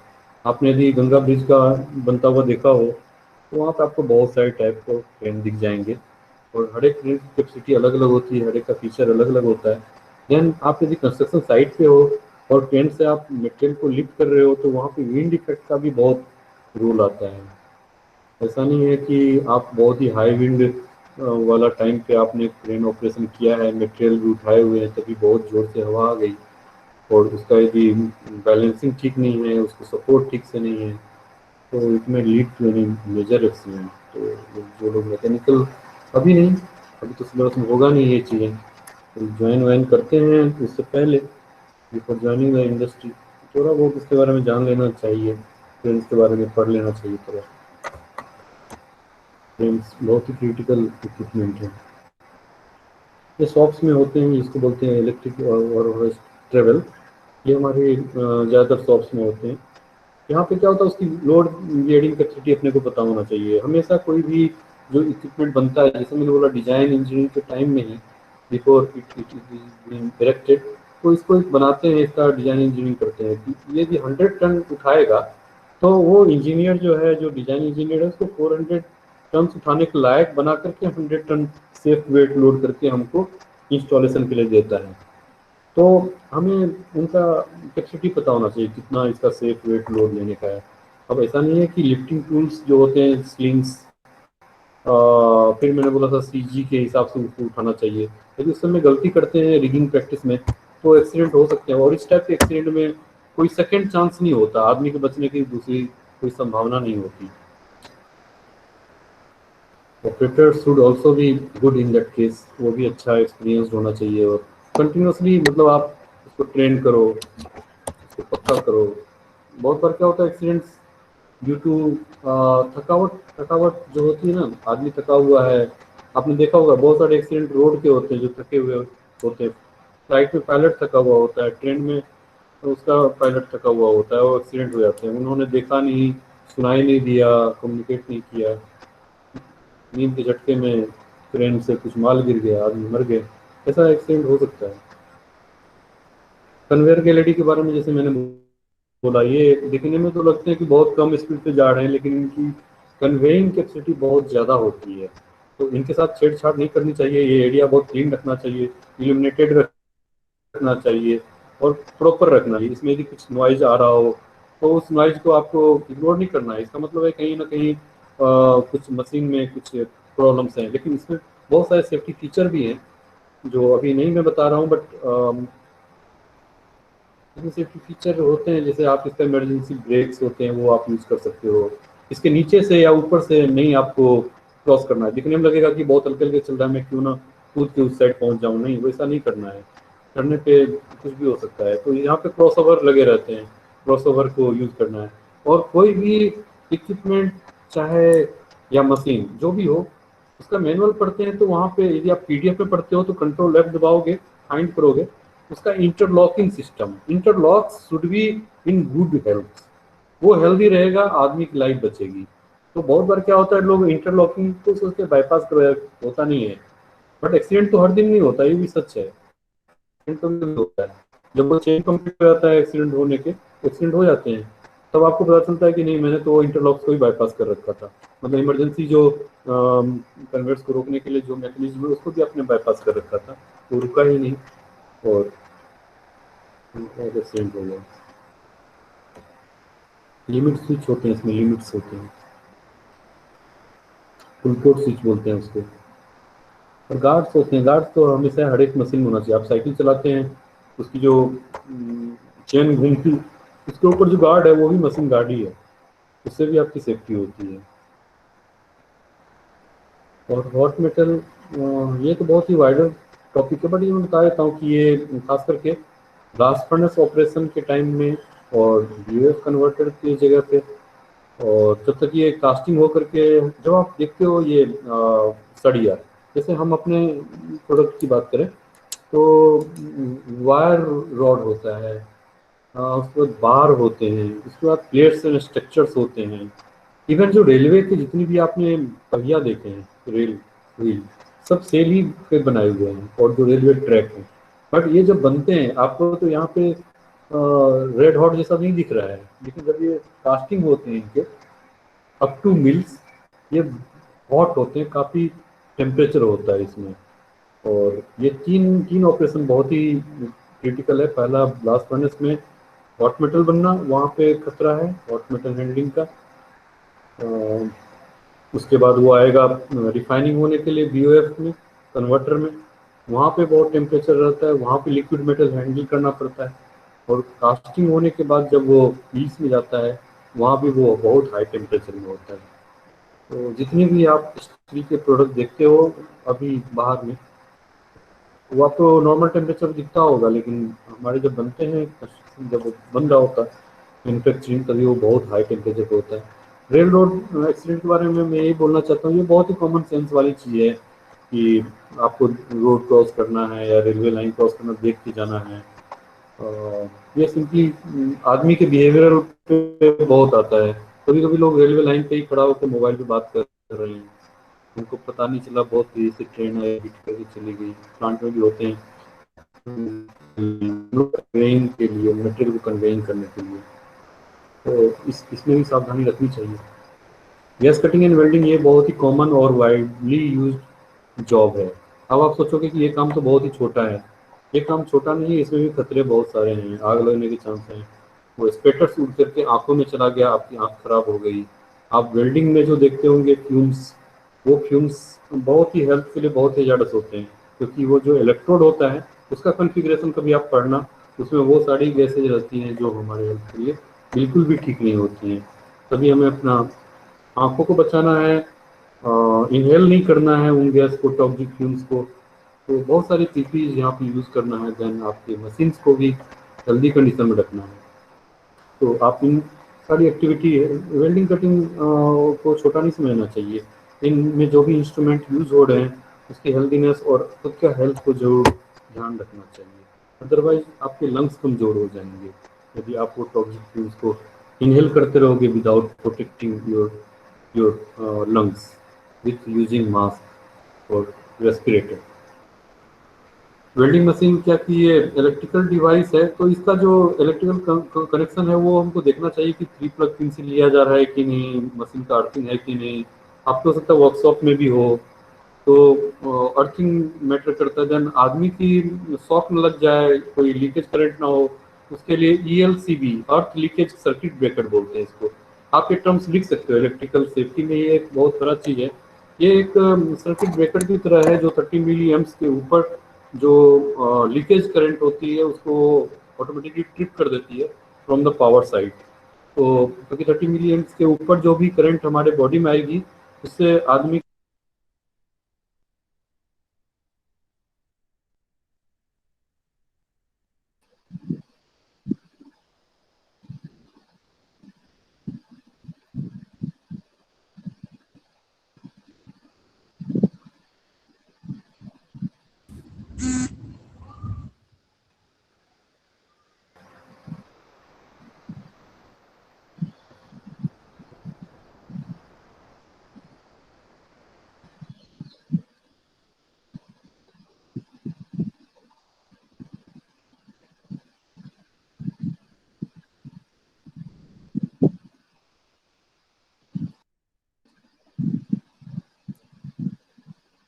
सर एक बार म्यूट कर लीजिए पहले। Unmute sir, you are muted. Yes sir, अभी यू आर ऑडिबल आवाज आ सर। रही है sir? Yes sir, you are audible. तो अब मैं मुझे लगता है अब ये ज़्यादा स्लाइड नहीं है, 10 स्लाइड ओनली। उसके बाद मैं एक वीडियो दिखाऊंगा आप लोगों को। जस्ट जैसे मैं बोल रहा था कि ये छोटी इवेंट नहीं है गैस कटिंग और वेल्डिंग जो हम देखते हैं। जैसे आप डोमेस्टिक यूज में देखते होंगे एलपीजी गैस। एलपीजी गैस के बारे में प्रॉपर्टी पता है आपको कि वो हेवियर देन एयर है। हेवियर देन एयर है, उसका मतलब क्या है, उसकी एक्सप्लोजिविटी का क्या चांसेस है, उसमें गंध है तो क्यों है और क्या है वो। इथाइल मर्सेप्टिन मिलाया हुआ तभी गंध है, अदरवाइज कोई गंध भी नहीं है। वो हेवियर देन एयर है, मतलब यदि वो लीक होगा तो नीचे की तरफ सेटल करेगा। मतलब हमको एक ऐसा जगह में उसको स्टोर करना है या रखना है जो वेल वेंटिलेटेड हो। और इसमें फ्लेमेबिलिटी रेंज भी 1.9 टू 9.5 है। तो यदि हम मैनिफोल्ड सिस्टम में इसको रखते हैं तो वो एरिया हमारा वेल वेंटिलेटेड होना चाहिए और मोर देन 5 सिलेंडर एक साथ नहीं होने चाहिए as per rule, gas cylinder rule. और जैसे यहाँ पे D06 एक आपने देखा होगा सिलेंडर के ऊपर, नोजल के ऊपर एक रिंग जैसा बना होता है और 3 और 4 वहाँ पे स्टील के फैब्रिकेटेड रहते हैं। और उसमें यदि D06 लिखा है, इसका मतलब क्या है? इसका मतलब है उसकी एक्सपायरी से कि कब तक वो प्रेस, क्योंकि ये प्रेशर वेसल है, प्रेशराइज्ड है इसमें गैस। यदि वो लीक होगा तो बहुत बड़ा धमाका भी कर सकता है। आपने टीवी में न्यूज़ में बहुत जगह देखा होगा गैस के कारण से एक्सप्लोजन या फिर धमाका, इस टाइप की चीज़ें। अब इसकी एक्सपायरी है 2006 का दिसंबर, फोर्थ क्वार्टर। इससे ये पता चलता है, ए का मतलब है first quarter ending up to March, second quarter ending up to June, ये है बी के लिए। ऐसा मार्क किया हुआ सिलेंडर आपके घर पे भी आता होगा। इनसे आप इजीली डिटेक्ट कर सकते हो कि आपके घर में एक्सपायरी वाला सिलेंडर तो नहीं दे रहे हैं। तो हमें अपना वर्क प्लेस पे भी ऐसा एक्सपायरी वाला सिलेंडर यूज नहीं करना है। अब कन्फाइंड एरिया जैसे है, दिस इज वेरी क्रिटिकल। जब आप कोई भी इंडस्ट्री में जाते हो, ऐसा नहीं है जो बाहर से दिखता है आपको सबको ऑफिस में बिठा देगा तब तो नहीं चलेगा प्लांट। प्लांट में काम करने के लिए आपको, आप इंजीनियर है, आपको इन सब जगह पे हो सकता है जाना पड़े। एक वेसल है, उसमें हो सकता है कि आपको मेंटेनेंस का जॉब दिया जाए। तब आपको अपनी सेफ्टी के लिए और वर्कर की सेफ्टी के लिए क्या करना है, ये देखना है कि वहाँ पे ऑक्सीजन की उस वेसल के अंदर जो अवेबिलिटी है ऑक्सीजन की वो 19.5 से ऊपर है कि नहीं। क्योंकि यदि 16% से नीचे हो जाएगा 16.5 से, तो बिल्कुल भी आदमी वहाँ पे सरवाइव नहीं करेगा। बेहोश होकर गिरा हुआ पहले मिलेगा और बाद में हो सकता है उसका डेथ भी हो जाए। तो वेसल एंट्री, पिट एंट्री या फिर इवन जो मेन होल्स होते हैं, they are all confined area. वहाँ ऑक्सीजन की अवेबिलिटी बहुत मैटर करती है। कटिंग वेल्डिंग यदि हम लोग कन्फाइंड एरिया में कर रहे हैं तो उसको वेल वेंटिलेटेड करना होगा। ऑक्सीजन बाहर से भी उसमें देना होगा, एयर, तो एयर जो ब्रीदेबल क्वालिटी एयर है वो बाहर से देना पड़ेगा।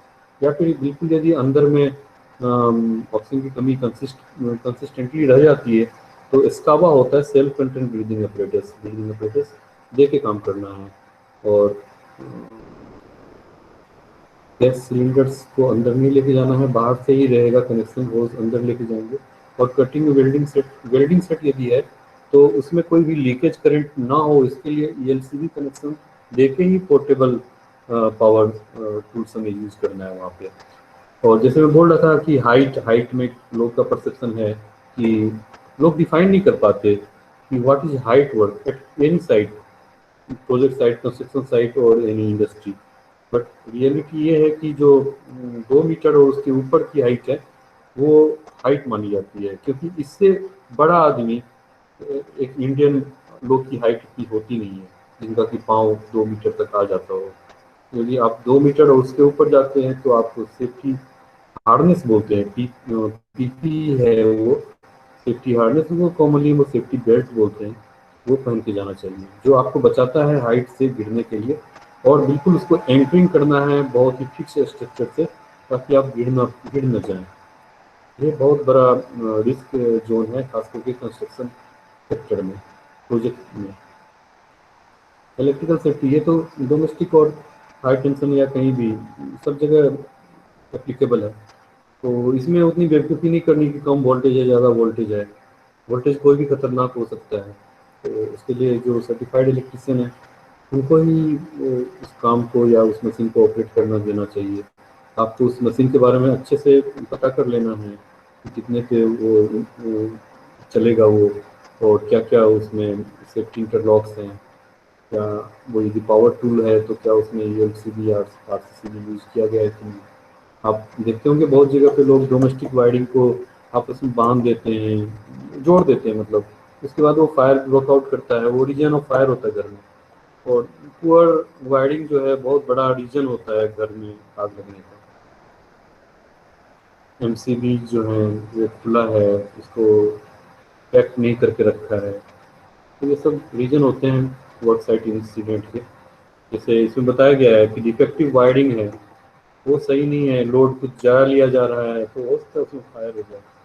Faulty scheme, loose connection, insulation failure, proper earthing matters more, बहुत ज़्यादा मैटर करता है, क्योंकि कोई भी आप जो लाइफ सेविंग डिवाइस यूज करते हो यूएलसी या आरसीसीबी, सभी अर्थिंग पे ही वर्क करते हैं। यदि वो एक्सप्लोसिव एटमोसफेयर है तो वहाँ पे जाकर के कोई भी अपने को फ्लेम प्रूफ लाइटिंग करना होगा। ऐसा नहीं कन्फाइंड एरिया है, वहाँ एक्सप्लोसिव इन्वायरमेंट है तो नॉर्मल लाइटिंग नहीं करेंगे, क्योंकि एक स्पार्क से बहुत बड़ा एक्सप्लोजन हो सकता है। तो ये सब रीजन है इसमें दिए हुए।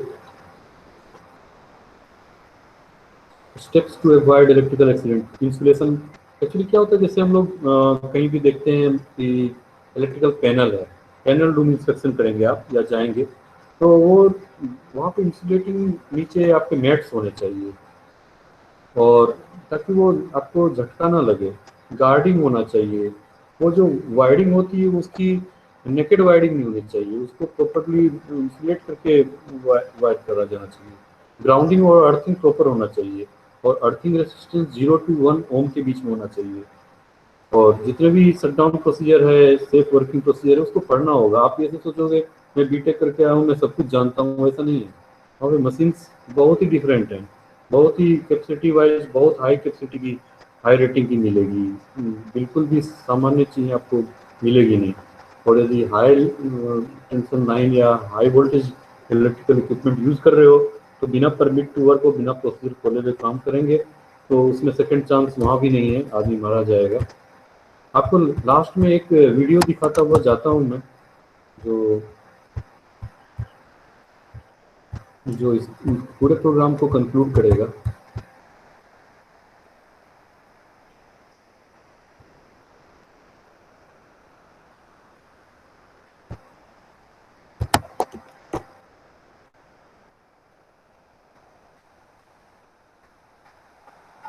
स्टार्टिंग स्टार्टिंग में तो रोड सेफ्टी का था, वो मैंने दिखाया नहीं आप लोगों को क्योंकि वो बहुत ही जनरल नेचर का है।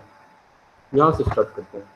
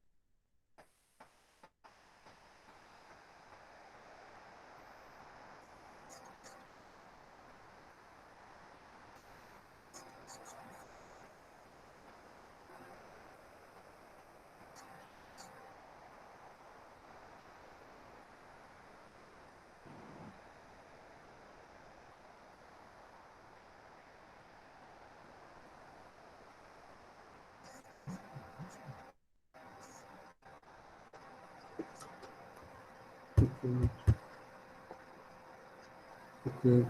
I think the video is not audible to all of you.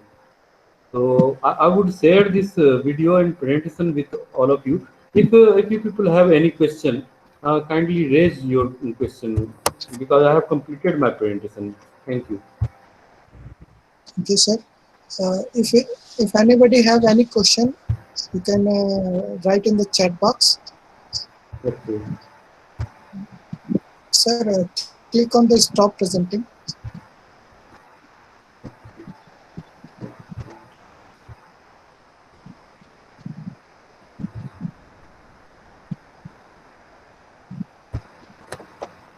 Yes, have any question, please write in the chat box.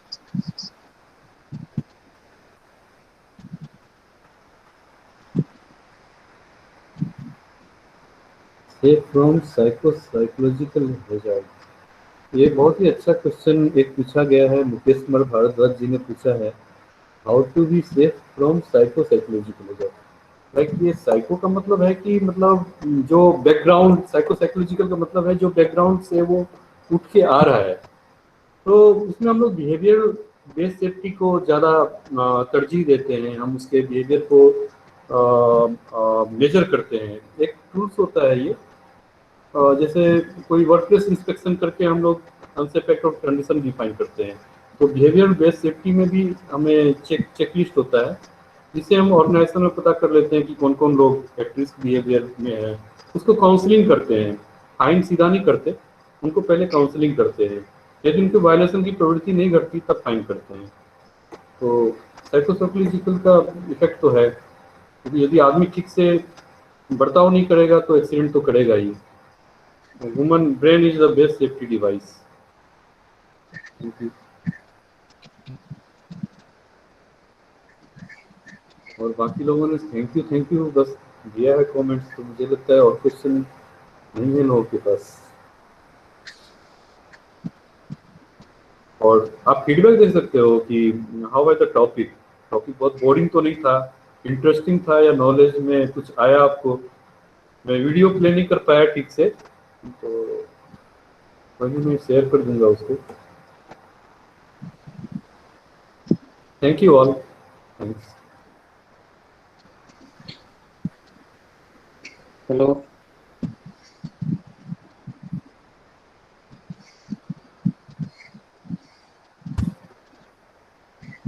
Hello sir, PDF मिल सकता है? मेल पे चला गया. क्वेश्चन है तो पूछिए. नो सर, क्वेश्चन नहीं.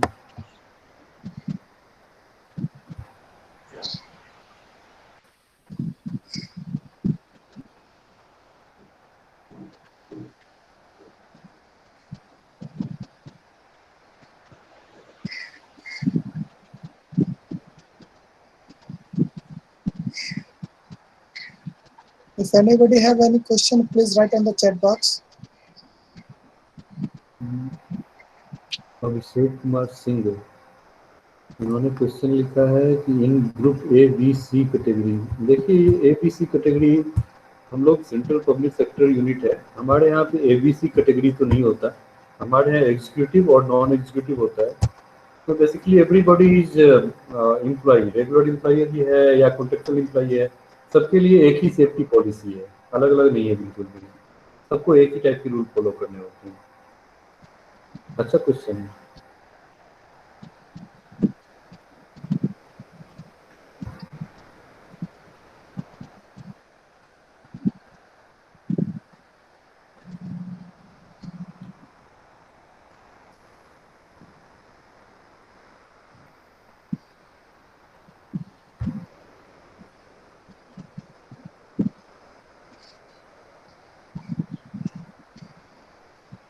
Yes, expiry can explain.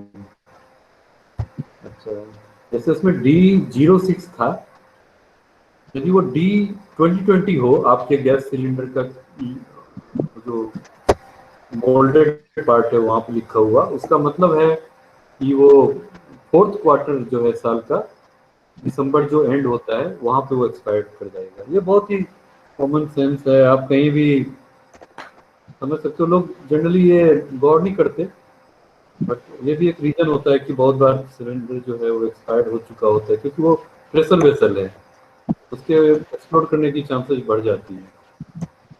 तो बहुत ही वही कॉमन सेंस वाला चीज़ है, तो देखना पड़ेगा इसको।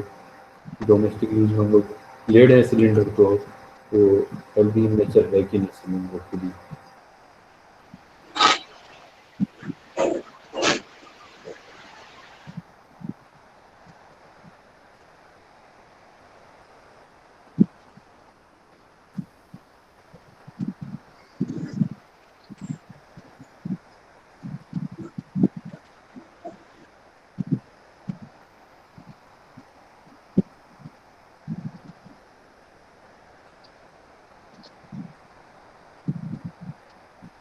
सर, कंस्ट्रक्शन साइट पर बहुत सारे कंपनी में सेफ्टी का पॉइंट ऑफ व्यू को इग्नोर करके चलता है, तो आपसे सवाल है कि यदि जॉब का सवाल हो और सेफ्टी का सवाल हो तो जॉब और सेफ्टी पैरेलली ही चलते हैं। जॉब और सेफ्टी में कोई कंपनी यदि अलग अलग करके देखती है तो वो सही कंपनी नहीं है। जैसे मैं खुद L&T में कंस्ट्रक्शन साइट पे काम किया, तो anybody can raise their issue or their concern if they have seen any unsafe act or condition to their line manager, जो आपके रिपोर्टिंग मैनेजर हैं, उनको जो इन्फॉर्म कर सकते हैं। तो safety is integral part of any industry, ऐसा नहीं कि अलग अलग चीज़ है, इनबिल्ट ही चीज़ है। क्वालिटी, सेफ्टी, इन्वायरमेंट कोई भी बिजनेस प्रोसेस का इनबिल्ट फीचर है। यदि वो फीचर नहीं है इनबिल्ट तो वो ठीक नहीं है। बट हर जगह पे आपको अपने ग्रीवियंसेस बताने का जरूर रहता है फॉरम।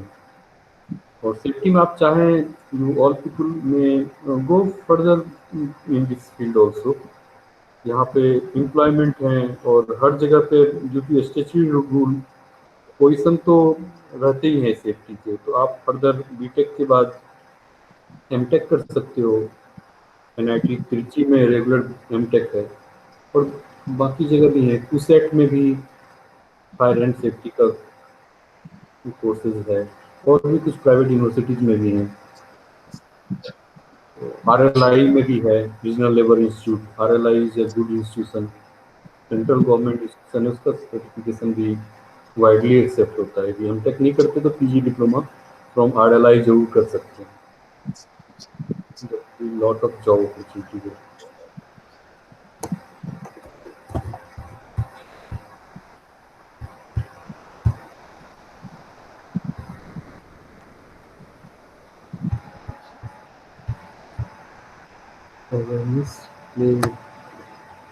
और सेफ्टी में कम्युनिकेशन बहुत बड़ा रोल प्ले करता है, क्योंकि अवेयरनेस बार बार या कम्युनिकेशन बार बार करके ही आप उनकी एटलीस्ट बिहेवियर को कंट्रोल कर सकते हो।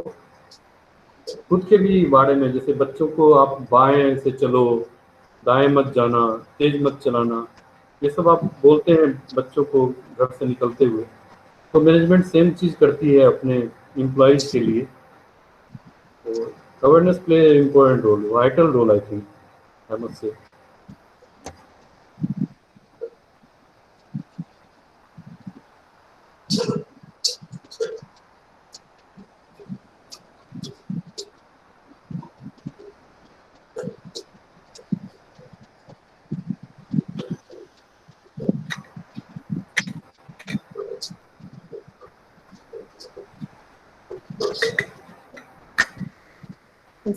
If you don't have any question, we can conclude the session.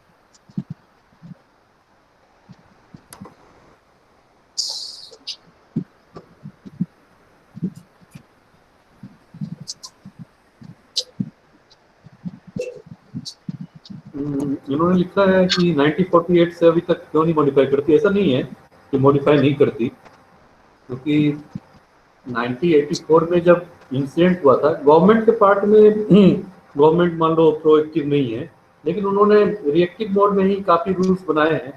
After 1984 incident at Bhopal, MSISC जो केमिकल्स एंड केमिकल हैंडलिंग वाली कंपनियों के लिए अलग से manufacturing, storage and import of hazards chemical ऐसा रूल लाया गया 1989 से। ये हमारे कंट्री में इम्प्लीमेंटेड है और ये काफ़ी प्रोएक्टिव और प्रॉम्प्ट भी है।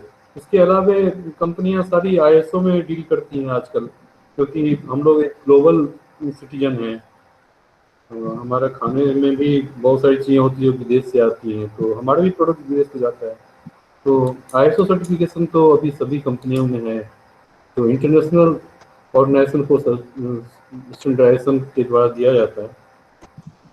तो प्रोएक्टिव तो कंपनियां हो ही सकती हैं, गवर्नमेंट तो बस रेगुलेट करती हैं, आपको एक डायरेक्शन देती है। ऐसा नहीं है कि 48 के बाद कोई डेवलपमेंट नहीं हुआ सेफ्टी में। अभी सेफ्टी बहुत ही इम्पोर्टेंट, और आप जब इंडस्ट्री जाएंगे तो आपको महसूस होगा अपने आप को।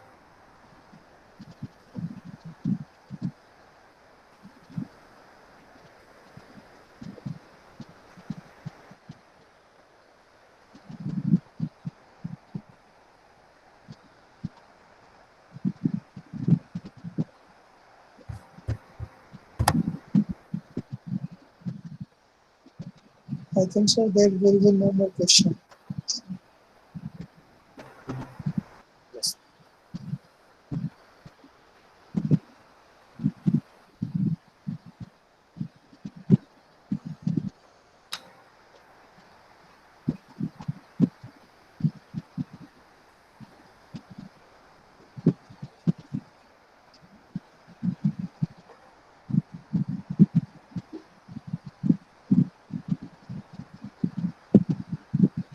तो डॉक्टर साहब सर कंक्लूड करें सर, मैं आपसे ही परमिशन चाह रहा आज इतना कर दीजिए।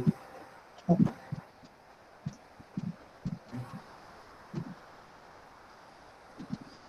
So thank you so much, sir, for your nice and informative presentation. It was very helpful for our students. So this is the basic things that many students and many people they don't know. So thank you so much, sir, for your giving the time to us and your informative presentation to our students. Thank you so much, sir. इसके